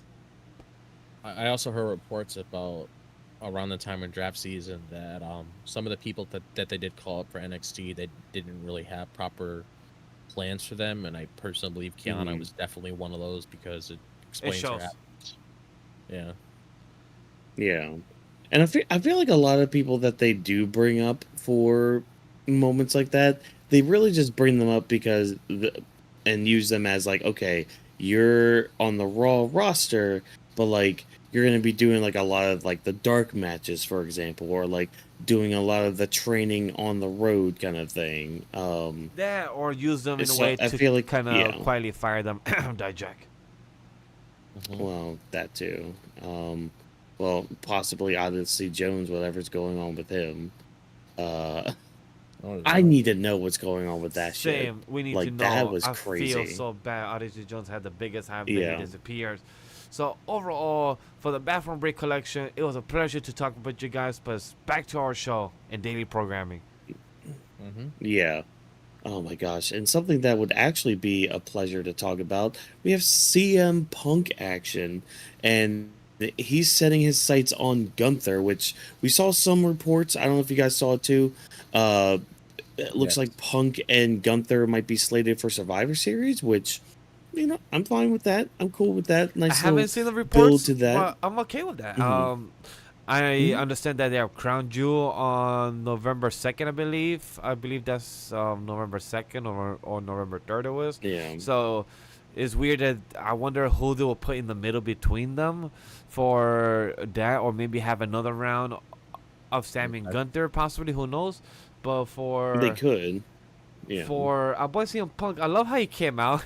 He has to do the promo work of talking to, hey Denver, how we all doing? You know, you had a Oh great yeah. match here in NXT last night and everything. It's good to have you back. Like it's just interesting to see the John Cena of him, where he talks about the good stuff of the company, what the company is doing, the success of the company, and then he starts his own promo work.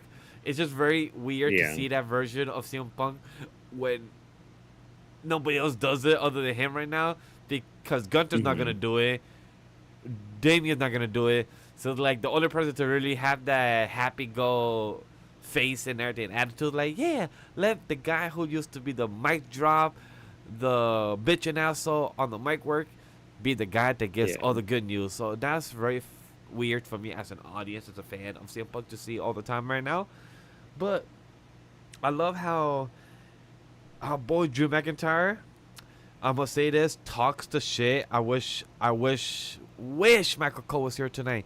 So Michael Cole could literally call him out and say, you hypocrite, Drew McIntyre. You used to call CM Punk that he always used to attack you from the back. But guess what you're doing? You wear the hoodie now. You're the one attacking him from below. Look at that. You fucking hypocrite. Yeah. Yeah. Like, okay, I do Fucking like the liar. little kind of, I guess, kind of a callback maybe, but like how Punk was just like, look, I'm here to make money. I'm a business guy and all that, so I'm here to do business. Like, kind of tying back to one of his early promos from when he came back, being like, Exactly. I'm not here to make friends. I'm here to make money and win titles and all that stuff. So it's like, okay, now we're moving on from the personal shit to the money shit. But And I no, we're love not done with the personal shit. And I love what he So, asked to that about the money, that it doesn't have to be hmm, cash, it could also mean gold, because it brings a yeah. reference to the 1996, I forgot what was the word, I forgot, but the 1996 year, and he talks about some Hmm, gold champion, and that's a transition to the gold belt. And then he said, hey, somebody had a great match. That somebody is you, Gunther, and I want your yeah. gold. So I really love how you transitioned that so well. Like it doesn't feel forced. It just leaves it from back to back. It does pick it after another. So it's really nice to see that and hear that. Yeah. And also for those that might not know, because so the bracelet is no more because Drew decided to take that and destroy it. But just want And to feed throw this CM out Punk. there. Oh yeah, he gave him a nice little meal with it. But just to clear everything for you guys, apparently it was a fake that they destroyed. The real one is fine. Yeah, everyone, even the person. I'm not sure if she's playing, if she's Mm, kayfabe, if she's also Not playing a, kayfabe. I'm not sure if she actually knows the I don't truth. think she is. No. If she doesn't, I hope you find out the truth, because that was not your actual bracelet. I even mentioned it mm, on the Bash of Berlin coverage, and I even mentioned on SmackDown coverage that if they break this bracelet, they could literally go to Target in any arena area and literally ask the art or the props department, be like, hey, can you make a replica of this exact yeah. bracelet? And instead of using a white string, can we put a black string, so it kind of makes it obvious to some people or something like that? So it's in case the people Mm, that the critics slash reviewers or anybody that are fans and just wants to do any cut edits can notice the small slight type of differences, because that's what it was. Or maybe the bracelet did break a long time ago and nobody knew. So at the end of the day, yeah. this was a prop at Target. They literally probably went to Target. If you search the arena right now in Denver, you probably could search the nearest Target that's probably 10, 12 minutes away. It was no big deal for them. Yeah. But man, this was an especially brutal beatdown. Like, especially after Drew broke the bracelet and like fed them Mm. to Punk, like you said. Like, I'm just sitting here thinking, is somebody gonna perform like the Heimlich maneuver on Punk? Because he could be choking right now. Like, he could Yo, be the dying most from all wild shit this. that threw me off is when Drew said, I'm gonna go for round 4, buy outside the ambulance truck, and literally continue haggling this man. I wish I had a Uh, teddy bear. Like, just haggling this man and just moving. And the Yeah. camera just goes over CM Punk, and you just see a gush of blood right there on his mouth. And I'm like, damn, they're really playing this off. Like, they're really doing a good job to make this feel real. and see, that's one of the things that I really wanted coming to the next round of this I love feud it. is that I wanted there to be something else that fueled the fire between the both of them. Because I'm Yeah. glad that the bracelet isn't like the main attraction anymore, because it was God, the main attraction to be because it was the main attraction to begin with, but now we got to move on for that. We got to figure out exactly what else are we going to do to build up to this match. I like how that's not a factor anymore and we can lean into other Hmm. things. So, more than likely, we're probably going to get a promo with Drew next week. We'll probably say a couple things. We'll probably have Punk returning maybe the following week or whatever. But I want to know exactly like what else is going to be happening when it comes to building up this next match between the both of them, because I do feel like what Punk said today was foreshadowed with what we'll probably see at Survivor Series of Gunther, because more than likely that will be the match. So they're Hmm. probably going to have this match, obviously, because none of us really expected things to be done with them at Bash in Berlin anyway, because it's been rumored heavily for quite some time now, because I've seen reports ever about them having a Hell in a Cell match. So I really want to see exactly what we get to get up to that point, and I do think it's gonna have to do something with Drew, because I remember Yeah. mentioning when we did our show on Bash in Berlin that Drew was going to get extremely pissed off because Punk has a win over him.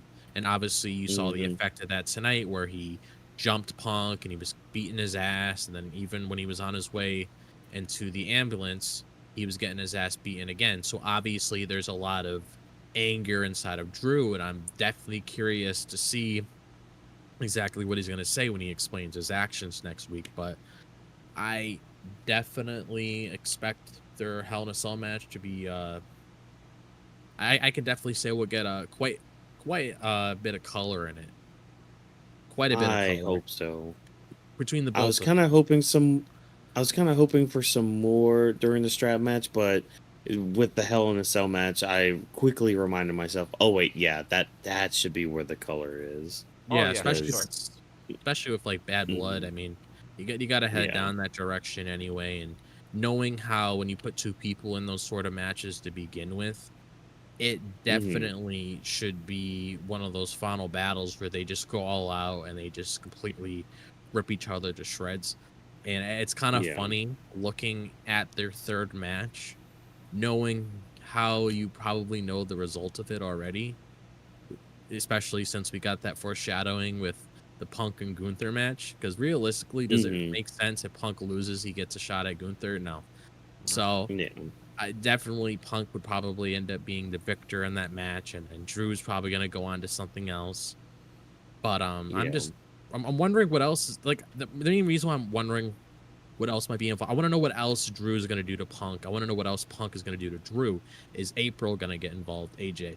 Or is something else going to be factoring in as well? Because it can't just be that one thing. It can't just be you rip up the bracelet and then I want to fight you in a Hell in a Cell match. You got it's got to be more than that. It can't just be that. Yeah. I mean, I guess that's why, like, the beatdown was just so brutal this week. I mean, I think it was even Joe on commentary, like they had mentioned the beatdown from Chicago and how brutal, like, Drew left Punk there, but it's like this was on almost a whole different other level, because like he just did not let go at all. Like after ripping the bracelet, like shoving it in his mouth, giving him like 3 claymores and all that, like he's like internal bleeding, like all that stuff from CM Punk's mouth. It's like he decimated Punk tonight. Like it wasn't just a beat down. This was something that you would see just on those Forbidden channels late at night, you know? It definitely needs a main event, the show. I'm just going to throw that out there. Oh, yeah. Agreed. I do want to say, we haven't mentioned it yet. I want to give a big shout out to Wade Barrett, also being involved within this little segment. It was really nice to see him involved, trying to stop him. Drew McIntyre is trying to listen to him, but then Drew was like, nah, another Claymore, another attack. I'm gonna put him in the ring, and I love how Wade Barrett was still trying to be part of it. Like, he went inside the ring. I'm gonna back off, go back doing my job. So that was really nice to see Wade Barrett still being involved, trying to help his friend. Like, hey, if you continue doing this, you're gonna get suspended. You're gonna get shit taken away from you. So are you sure? And Drew said, yo, I see red. I'm a fuck of CM Punk. I don't give a fuck who he is. Bam, bam, bam. Well, I love too how it also helps for commentary to tell this story, because like Joe, when we got back from commercial break and after like the continued Punk beat down, like in the back, like Joe actually talks away, just like, you had mentioned this and this to me, and then right before we came into break, you mentioned that this Drew McIntyre that you just saw was something that even you have never seen. Like that, it just adds an extra layer to the story that way. Oh yeah, it's the best kind. I feel like the best kind when you add more flavors to the story. And by the way, I want to mention it now. Joe was amazing as a commentary. For anybody that did not see, he's the play-by-play analysis. I mean, he's the play-by-play commentary, and Wade Barrett is the analysis between them two. So I really love that they're having the job description for the audience to know who's the reporter, who's the announcer, who's this, and what are their title or role during these jobs of the commentary. So I really love that. Yeah, and I guess really quickly before we touch on like the other stuff, I guess really briefly, what did you guys think of Joe's first night on the program? One thing one thing I will say is I feel like he definitely has the voice for it, because you can definitely like listen to him and sense that that's just a voice you would hear in a wrestling program.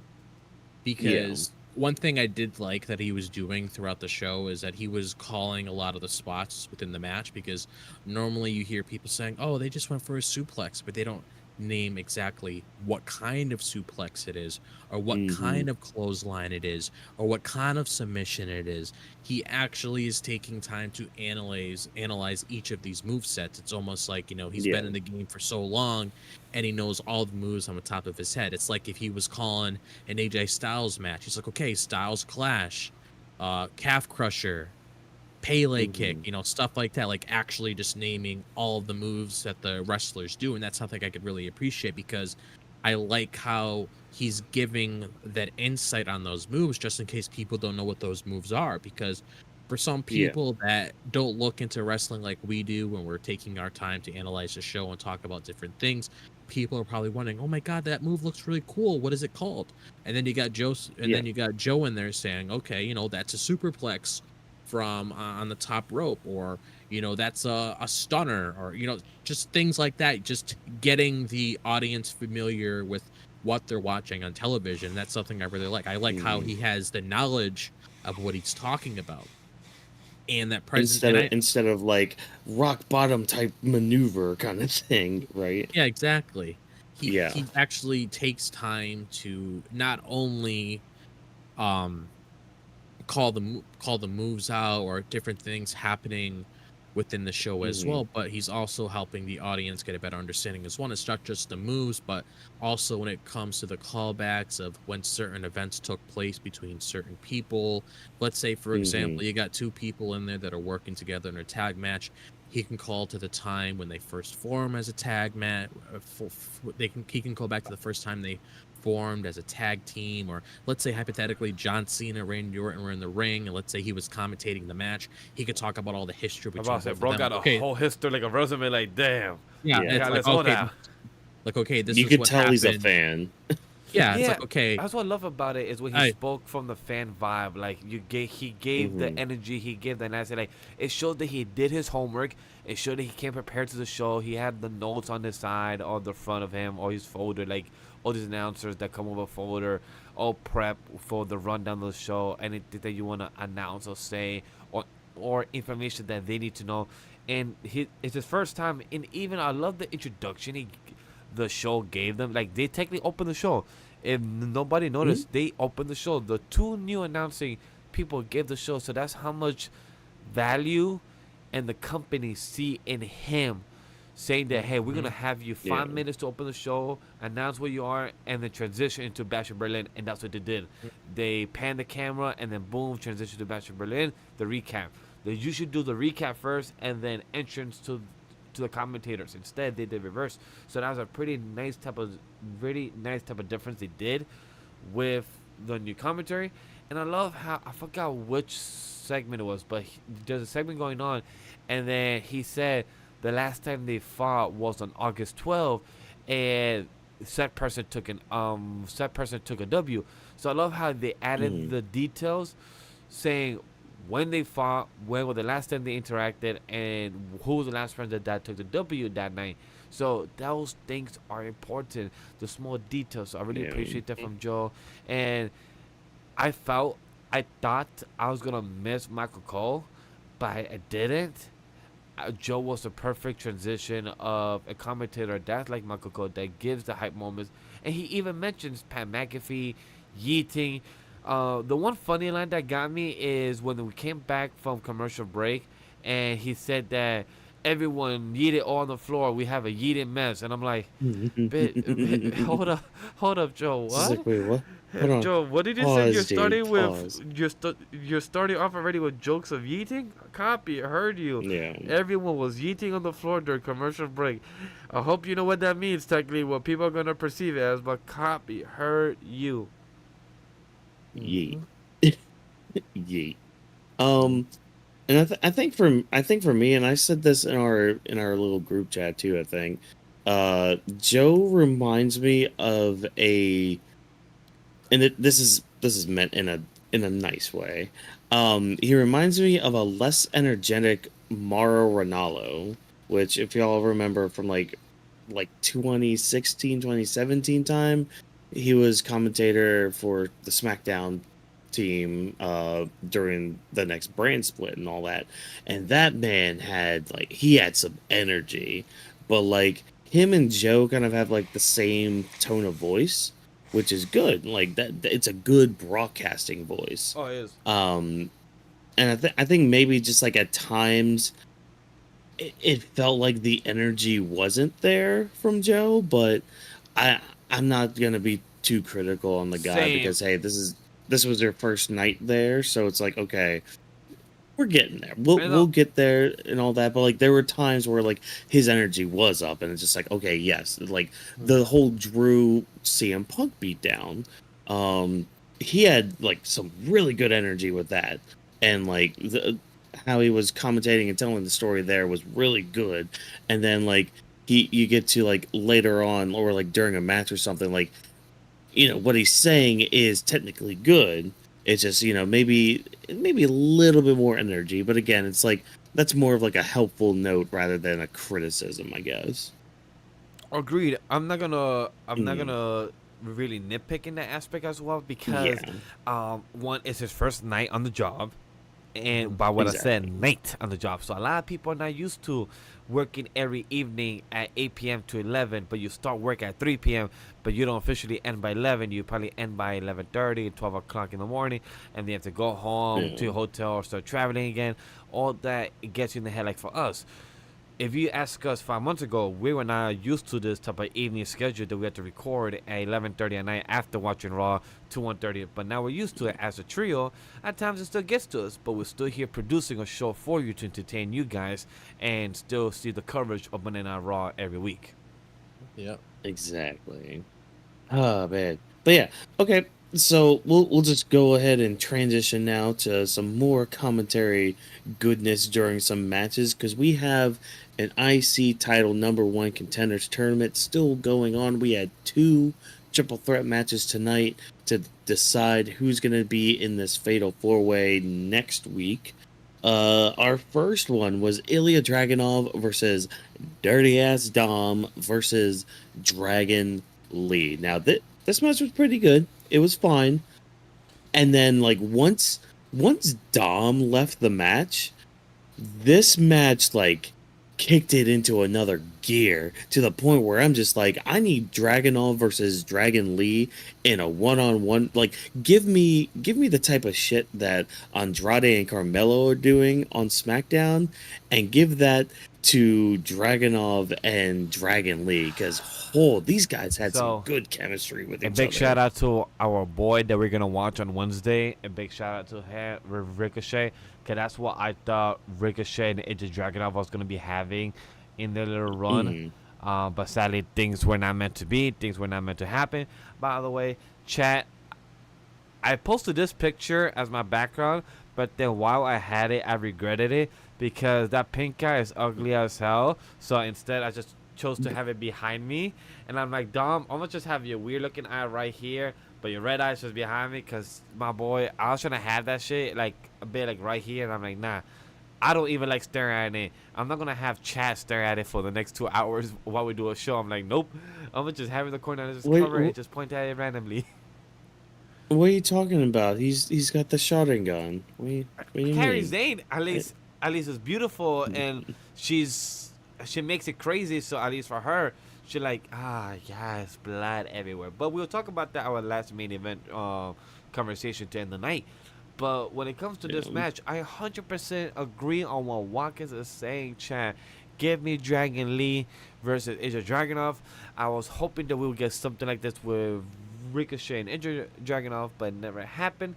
But we're here with Dragon Lee, and I'm happy he's getting the spotlight he deserved. He was my second and only contender to be out of this. If Dragunov didn't win, it would have been Dragon Lee. If it happened for Mr.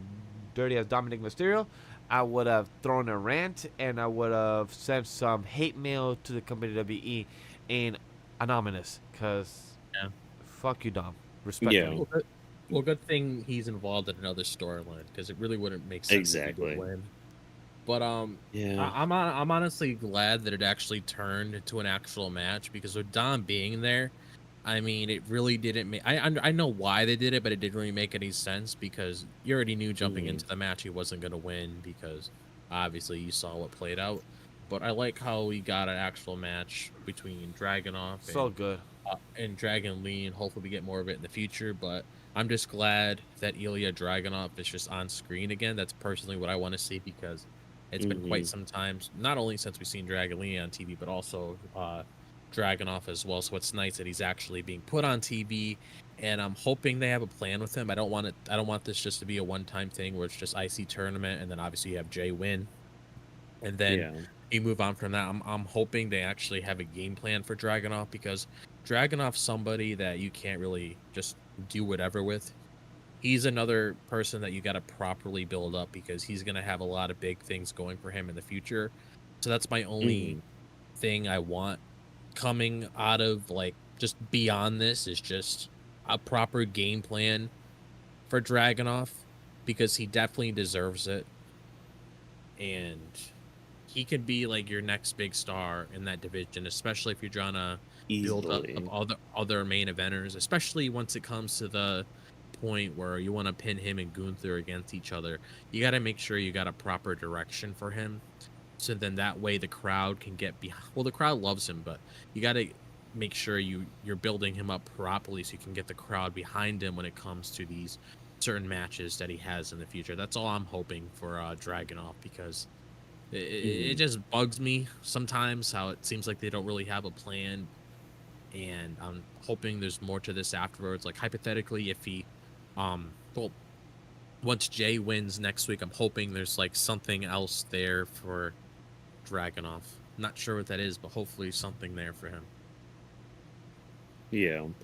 And but I think there was one spot in this match. I it kind of looked like a botch. It was where Dragunov was going for like a clothesline, and Dragon Lee. I don't know if he tried to like block it or tried to like flip him, or it Yeah. almost looked like he was trying to do like a standing Spanish fly or something. And something happened. I guess they didn't. They couldn't get it off, and then they ended up doing like the sit out powerbomb thing. But like, if Yeah. it was a botch, then both Dragon Lee and Dragunov were covered phenomenally. Oh my god, I can't even say phenomenally. Oh my gosh, that is a weird word to say right now. Um, yeah, they recovered phenomenally. Oh my gosh, I still can't say the word. Yeah, They me. recovered quite well, you know. Yeah. Uh, the botch, even if it was or wasn't, they Mhm. were beautifully spotted together. That Yeah. they recover very well, and it's something Yep. that not saying I expect, but I believe this was the first time that I remember seeing Dragon Lee versus Adrian Dragunov. If this was truly the first Mhm. time, please can I have more of it? Uh, Adam Pierce, you need to produce better.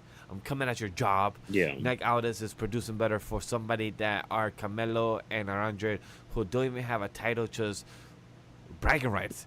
It's literally Carmelo literally tweeted saying, I shoot better, I am better, I walk better, I'm better than Yeah. you and everything. We need to see it Dragunov saying, yo, Dragon Lee, I see you with the mask, but I see you with the skills, I'm better than you. I want to see Mhm. him that. Like, I wanted to go plus ultra, I wanted to go super saiyan, I wanted to go broadly. That's how I see Ilja Dragunov. He's the guy that always has his anime references. I want to spin out his anime reference Yeah. and go plus ultra and beyond. I also I loved Dragunov's face when he caught Dom 619. Like he caught it and literally just like what you were saying, he was almost like going Super Saiyan or like getting angry, like almost turning into like his version of the Hulk or whatever. Like just his face with Dom, and then like not only that, just like he does it the Death Valley driver on the apron, but then like Dragon Lee just like effortlessly just jumps over the top rope and like gives him a hurricane run outside. Like again, those two have such great chemistry. And like once Dom left the match because hey, Damien Priest is gonna murderize you, kid. Once Dom was out of the match, it felt like it was a much better match, much better. entertainment, I guess. Oh, it was Really. 100%, and I love it for that. Yeah. Please give me more round 2 in the next 2 weeks or 3 weeks. I'm all Yeah. for it. Oh yeah. And with a torpedo Moscow for the win, with Dragunov, sportsmanship hails supreme in this sport. So our next triple threat match was Sheamus versus Ludwig Kaiser versus Braun Strowman. Now this was supposed to be Bronson Reed, but unfortunately he ended up getting COVID. Now, before we talk about the match, I want to bring up the Bronson Reed COVID thing, because I'm curious. Do y'all think it was a better idea to announce that he had COVID, or do you think it would have been better storyline wise if Adam Pearce was just like, "Hey, I suspended him, and now he's not in the triple threat anymore"? Agreed. I wish they gave yeah. storyline purpose and not announce that, or not have the message got leaked that it was COVID-19 or whatever, because it's been 2 years. People are skeptical, whatever it is. I'm not gonna go to the rabbit hole. The only thing I'm saying that it's better to have kept that shush, because for the commentators, they didn't even call it COVID-19. They call it that he's not medically cleared. So for the reports to say one thing, but then the announcing team to say another, I'd rather have Adam Pearce to say, "Hey, I suspended Bronson Reed. I'm looking for a third person," and then boom, Braun Strowman comes in like, "Yo, I heard you looking for a third person. Let me take this from him since he hurt my ribs, or he took my ribs away from me." So it would have been nice if we got him instead. Like, I agree 100% what you're saying. Like, it would have been more hold that value. Yeah, and Bronson Reed had to keep kayfabe with it too, but he did announce on his Instagram, because he had a little COVID, the thing you can check if you have it or not. He had it in the picture. Ah, that okay. He put out, okay. He would have had to kept that to himself, that they were going down that direction. That is true. So he probably had to tell him like, "Hey, no," or even if he did have it, the team could have still done their own thing. Bronson Reed could just be followed by his own fans and everything, so people wouldn't have snitched. Like, OWE lied, saying a story time. Like, okay, you never question anything else before. Why the fuck you're gonna get mad because of an announcer or of a wrestler say that it was COVID, but the announcing team it was suspended, vice versa. But like the way they handled it tonight, like regardless, like I'm okay with them just coming out and saying it, especially what Adam Pearce did earlier this afternoon. He was discussing the whole condition when Bronson Reed, so I'm not really bothered it. The only thing that I do have questions for is like the whole Braun Strowman situation, because because what we've seen with like the past couple people that Bronson Reed took out, they were out of commission for a little bit. They haven't shown up. No R-Truth, no Seth Rollins. So I was kind of hoping it would be another thing with Braun Strowman, and I don't want to use the excuse, well, he's a big guy, he can take it. Well, if you're trying to build Bronson Reed as this unstoppable force, you got to have these guys out for a little bit before they make their return and want to get their revenge. So I kind of wanted him to sell it at least for another week or two, and then if he wanted to come back, he can come back. And there could have been other options for them to choose from if they wanted to throw somebody else in there instead of Braun Strowman, because it's just the whole story with Bronson Reed. You had to keep that going, so I don't really care about like Braun Strowman being a part of this like same thing. And also see him cripple walk into the ring is like, my guy, like it's underwhelming, to be honest. Yeah, it's underwhelming. I would have preferred they lied and found a way to add Xavier Woods back in, saying that he got another chance, or if anything, add a needle to the mud, add Xavier. Oh no, not Xavier Woods. I already said him. Add Karrion Kross. Have him inside for this IC title tournament. You know, add a little twist to it, saying that a spell happened or some bullshit, or even to have Xavier Woods get more mad at Kofi. At Kofi to get in because he spoke to Adam Pearce for another round or something. That would have been different. I personally would have built off what they did on Sunday with No Mercy, where Joe Hendry was like he would appear on any other show, because he was talking about that with. Thank you. That's what I thought was gonna happen tonight. That would have been cool. With Shawn Michaels, because he's like, you know, anytime, any place, any show. So you had an easy walk away with that. You could have just had him on there, even if he didn't win. Just that surprise factor of him being involved in there could have worked and made Yes. sense. Besides just throwing Braun Strowman in the mix. Yeah, and they have Braun Strowman Right. win the event. By the way, spoiler, Chad, he won the event, which I'm still like, I get it. Pete Dunne is having two fucking storylines. He's having a grudge on Sheamus, and he has a grudge at Trick Williams.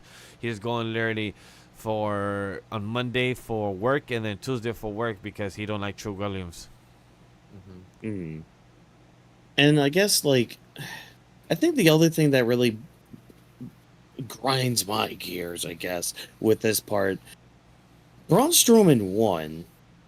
Yeah. Like, I'd it rather was have one seen thing to, like, Ludwig. put him, Yeah, you could have had Ludwig easily. Sheamus. Well, I mean, the Sheamus not winning part makes sense the way that happened because, hey, it's Pete Dunne, and I have a feeling that Sheamus is gonna be there on NXT tomorrow. Yeah, Yep. he probably would have. Like, Pete, why would you announce your whole NXT thing not expecting Sheamus to show up and be like, Oh, yeah. "Oi, fella"? Yeah, Like, it's like KO literally said it many times. If you don't say your Mhm. name, you won't appear. But literally, Pete Dunne Yeah. said, "I took out Sheamus. I'm gonna now go to NXT and fight Trick Williams." Like, oh, okay. So you literally told Trick Williams you're gonna beat her tomorrow, and you literally told Sheamus, the Yeah. guy he just beat up, where you're gonna be tomorrow to work. So you literally just gave your whole GPS of where you're gonna be. Yeah. And also, just to let you guys on a little secret, you also had Trick Williams and Sheamus talking on Twitter. So obviously, well, something's see, already there being you go. built. I didn't see that. So there we see something else. Even both of them were like, "Hey, yo, want to tag team versus this old man?" And even Jackie Mhm. said, "So who should I tell Sheamus that Butch said something?" Yo, Butch was like, "You lucky I'm not Randy Orton that will hit a woman right now." That's what was going on in my eyes. I wish he Well- said something like that. Like, "You lucky I want to my drop you God. and break your fingers." Oof. Oh boy. Like, and that's the thing. It's like, okay, Braun wins.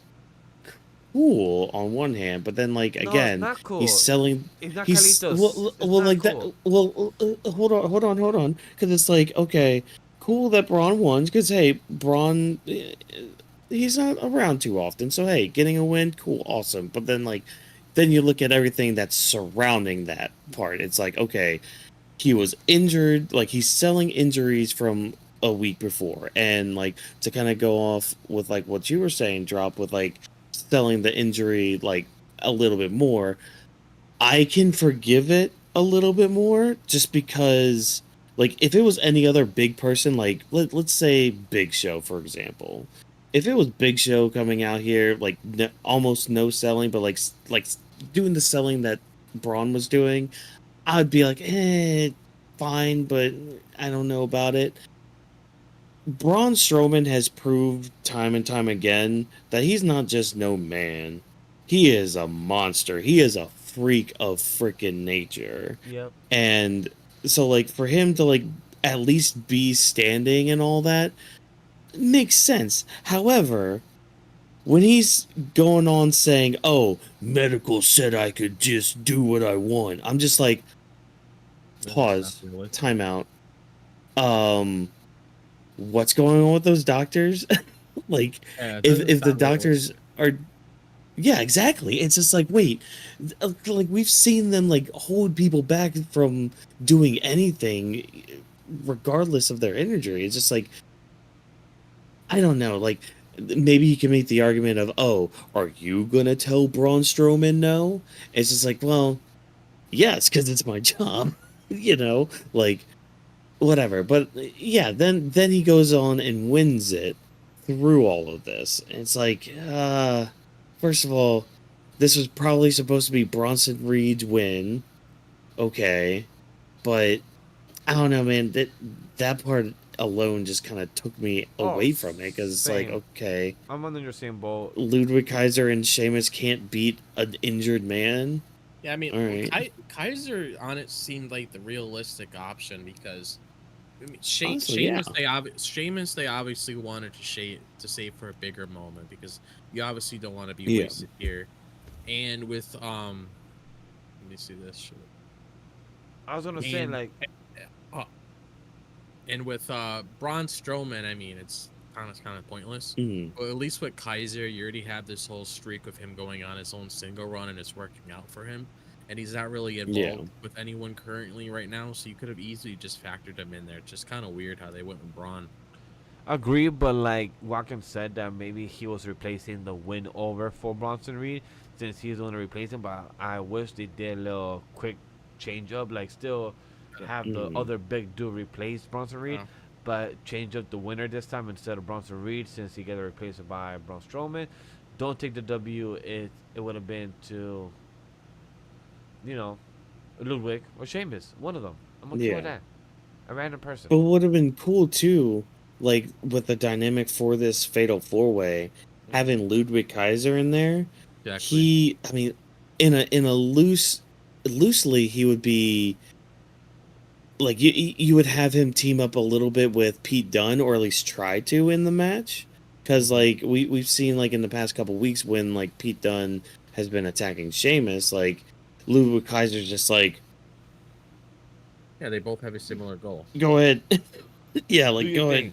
do it, Cook my dude, G. yeah, dude.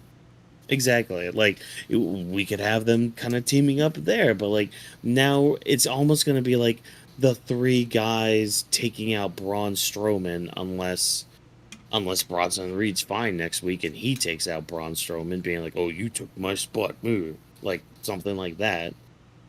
I don't know if they're going to go down that route or anything, but like, because that's the thing. Now Braun Strowman has another week to kind of get better and heal. It's just going to be an interesting dynamic next week with this Fatal 4-Way match now. Yeah, it's also kind of weird. You got like one heel and three faces in that match. Yeah. All to face another heel who holds the title. Like, I don't know. But I mean the match overall, like the match itself was fine. Like the action in the match was fine. Um I always love the office chair throw spot that Braun Strowman does. It always puts a smile on my face when it happens. Mm-hmm. Oh man, but yeah, so again, our Fatal 4-Way for next week is set. We've got Jey Uso taking on Braun Strowman, also taking on Pete Dunne, and Ilja Dragunov, which just the idea of Ilja Dragunov and Pete Dunne in a match together, oh, that makes me salivate in my like, makes me drool with excitement.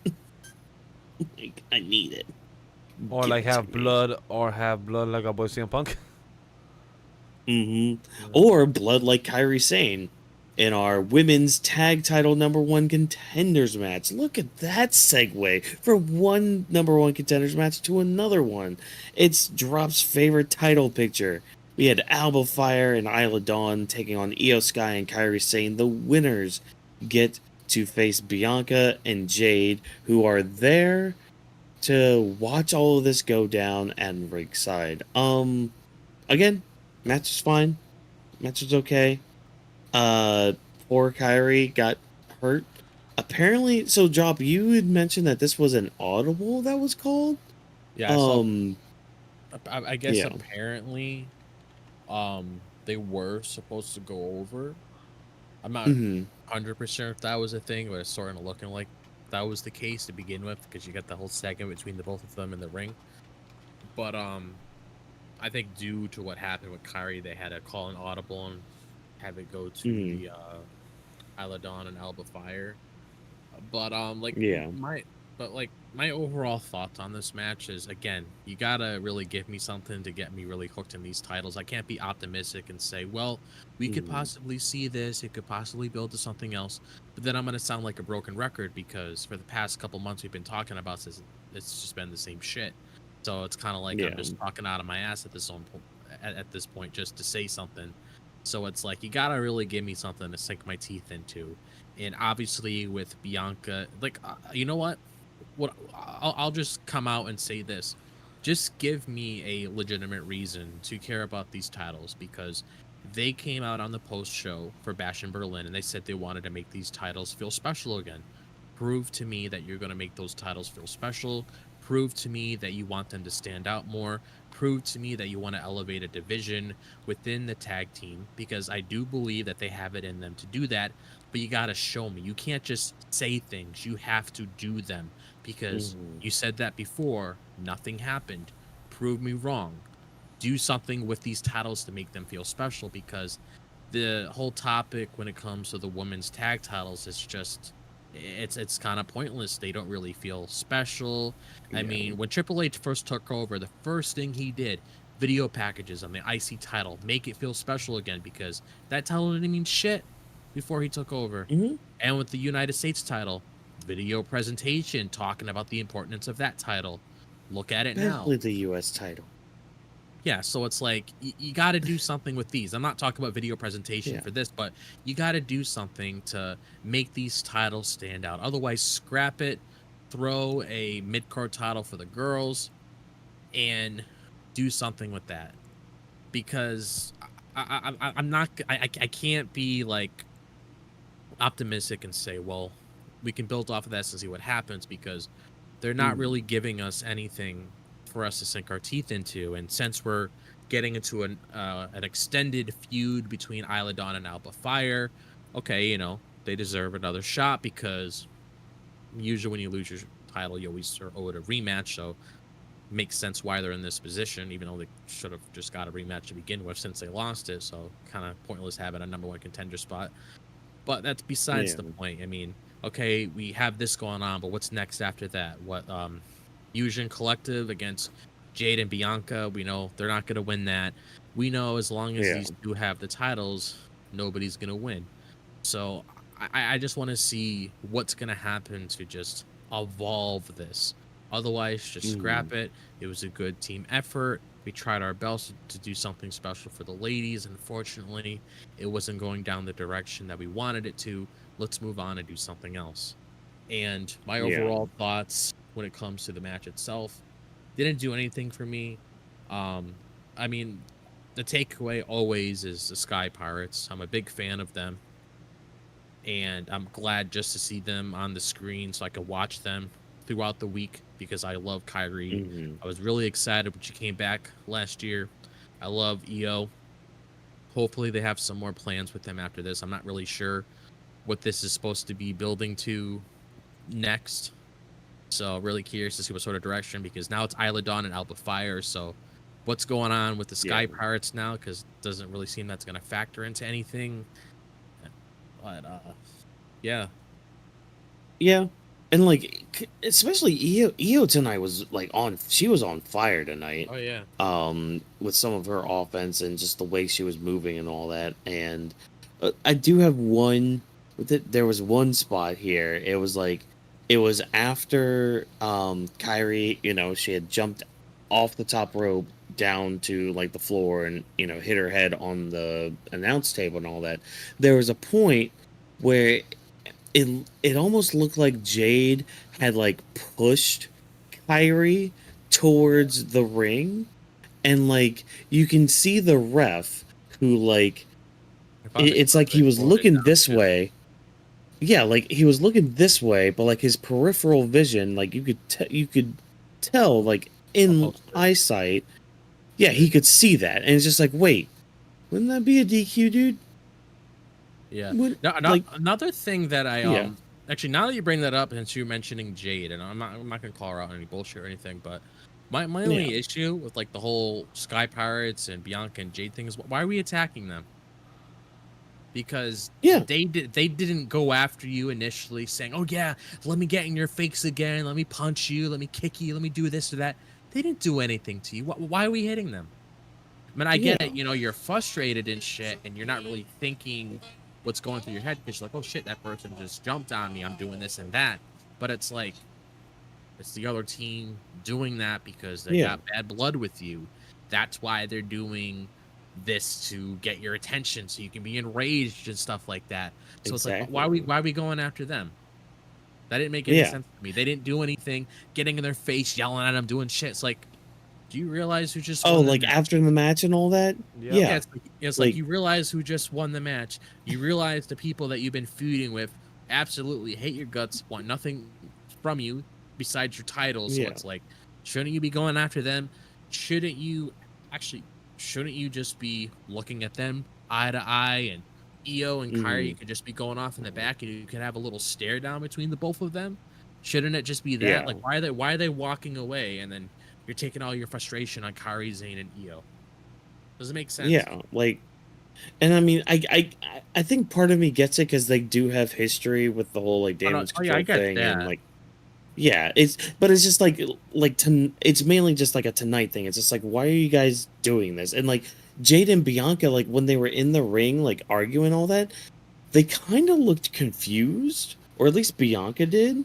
Like, she just looked like she didn't know what she was doing out there. Like at least like for the segment part, you know, it's like, Yeah. and like just like what you said, it's just like, why are you mad at them when you were the one that was kind of pulled into it by the other team? Like, Mm-hmm. what's going on? What's going on? Yeah, it's a bit confusing for And, me as yeah. well. This match happened.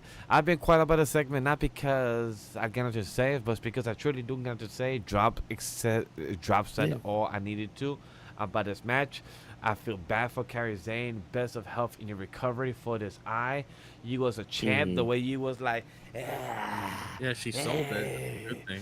and it's just in front Oh, of Jade yeah. and Bianca. And I love Jade face. If anybody zooms into the shot of the cameraman, Jade's face is like, girl, you good?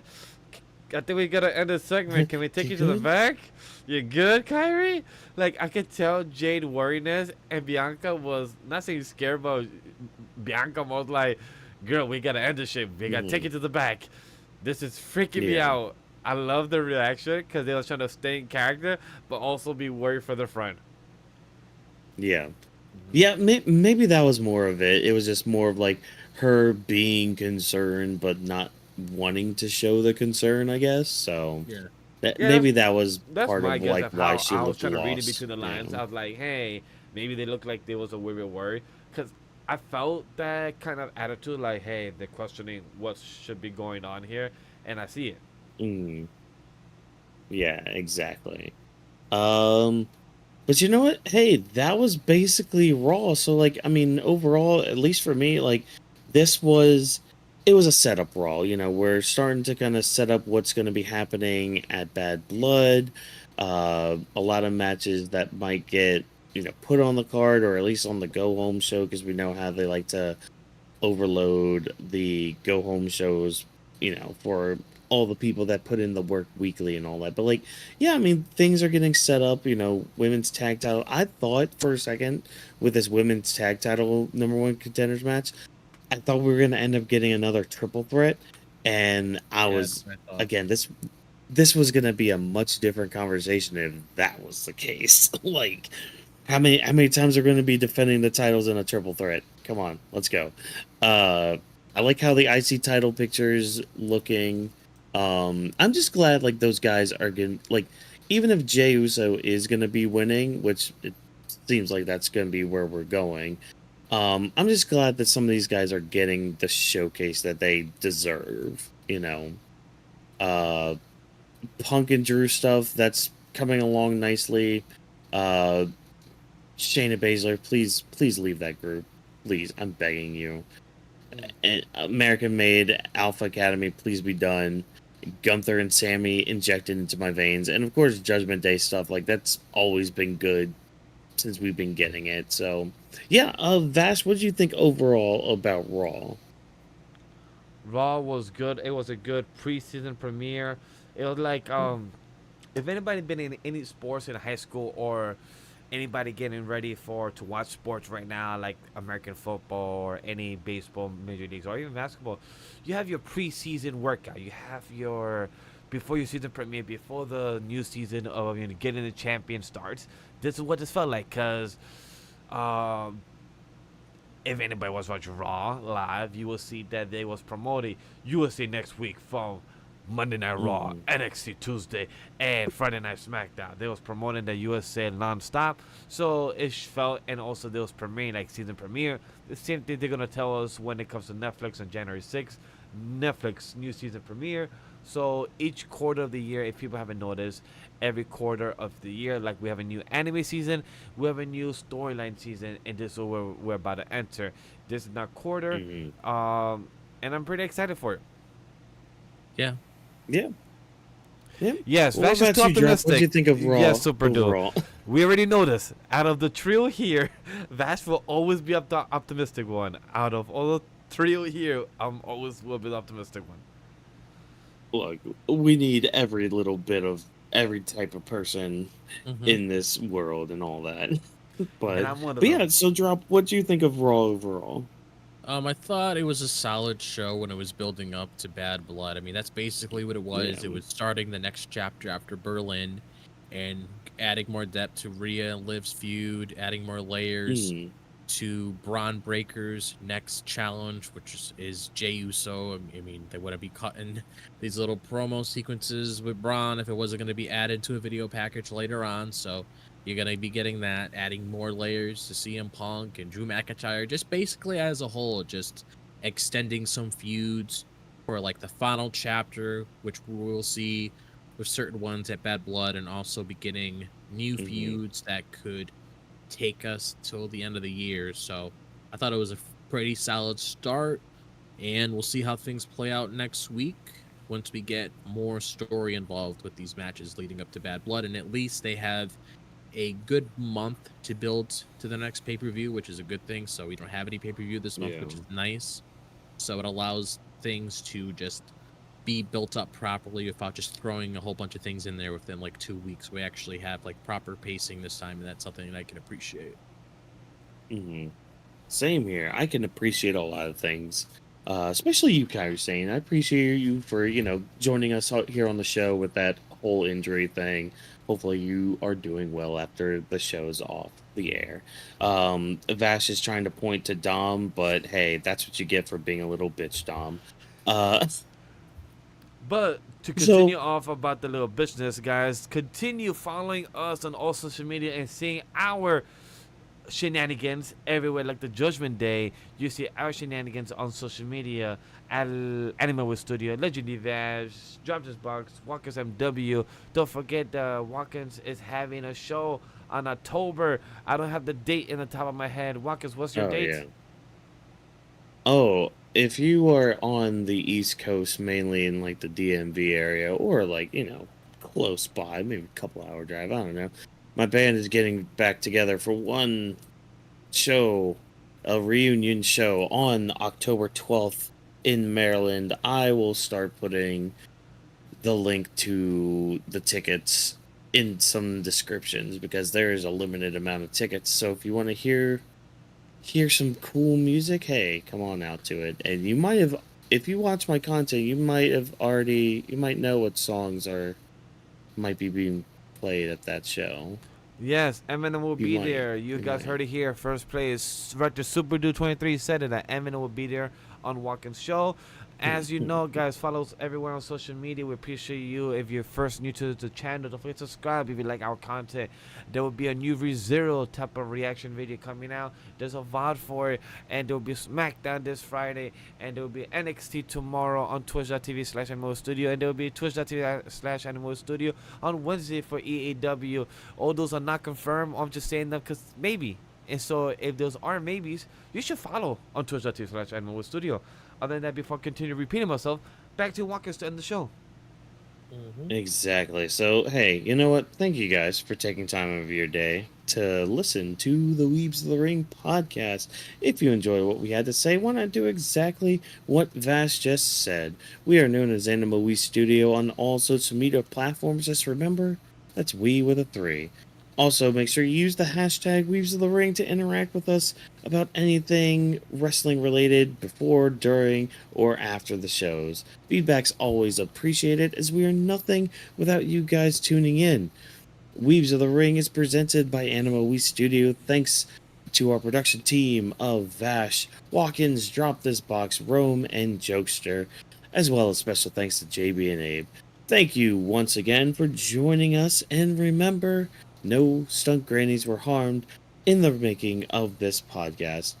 Have a good night, everybody, as I go crawl into a crypt and slumber for all eternity.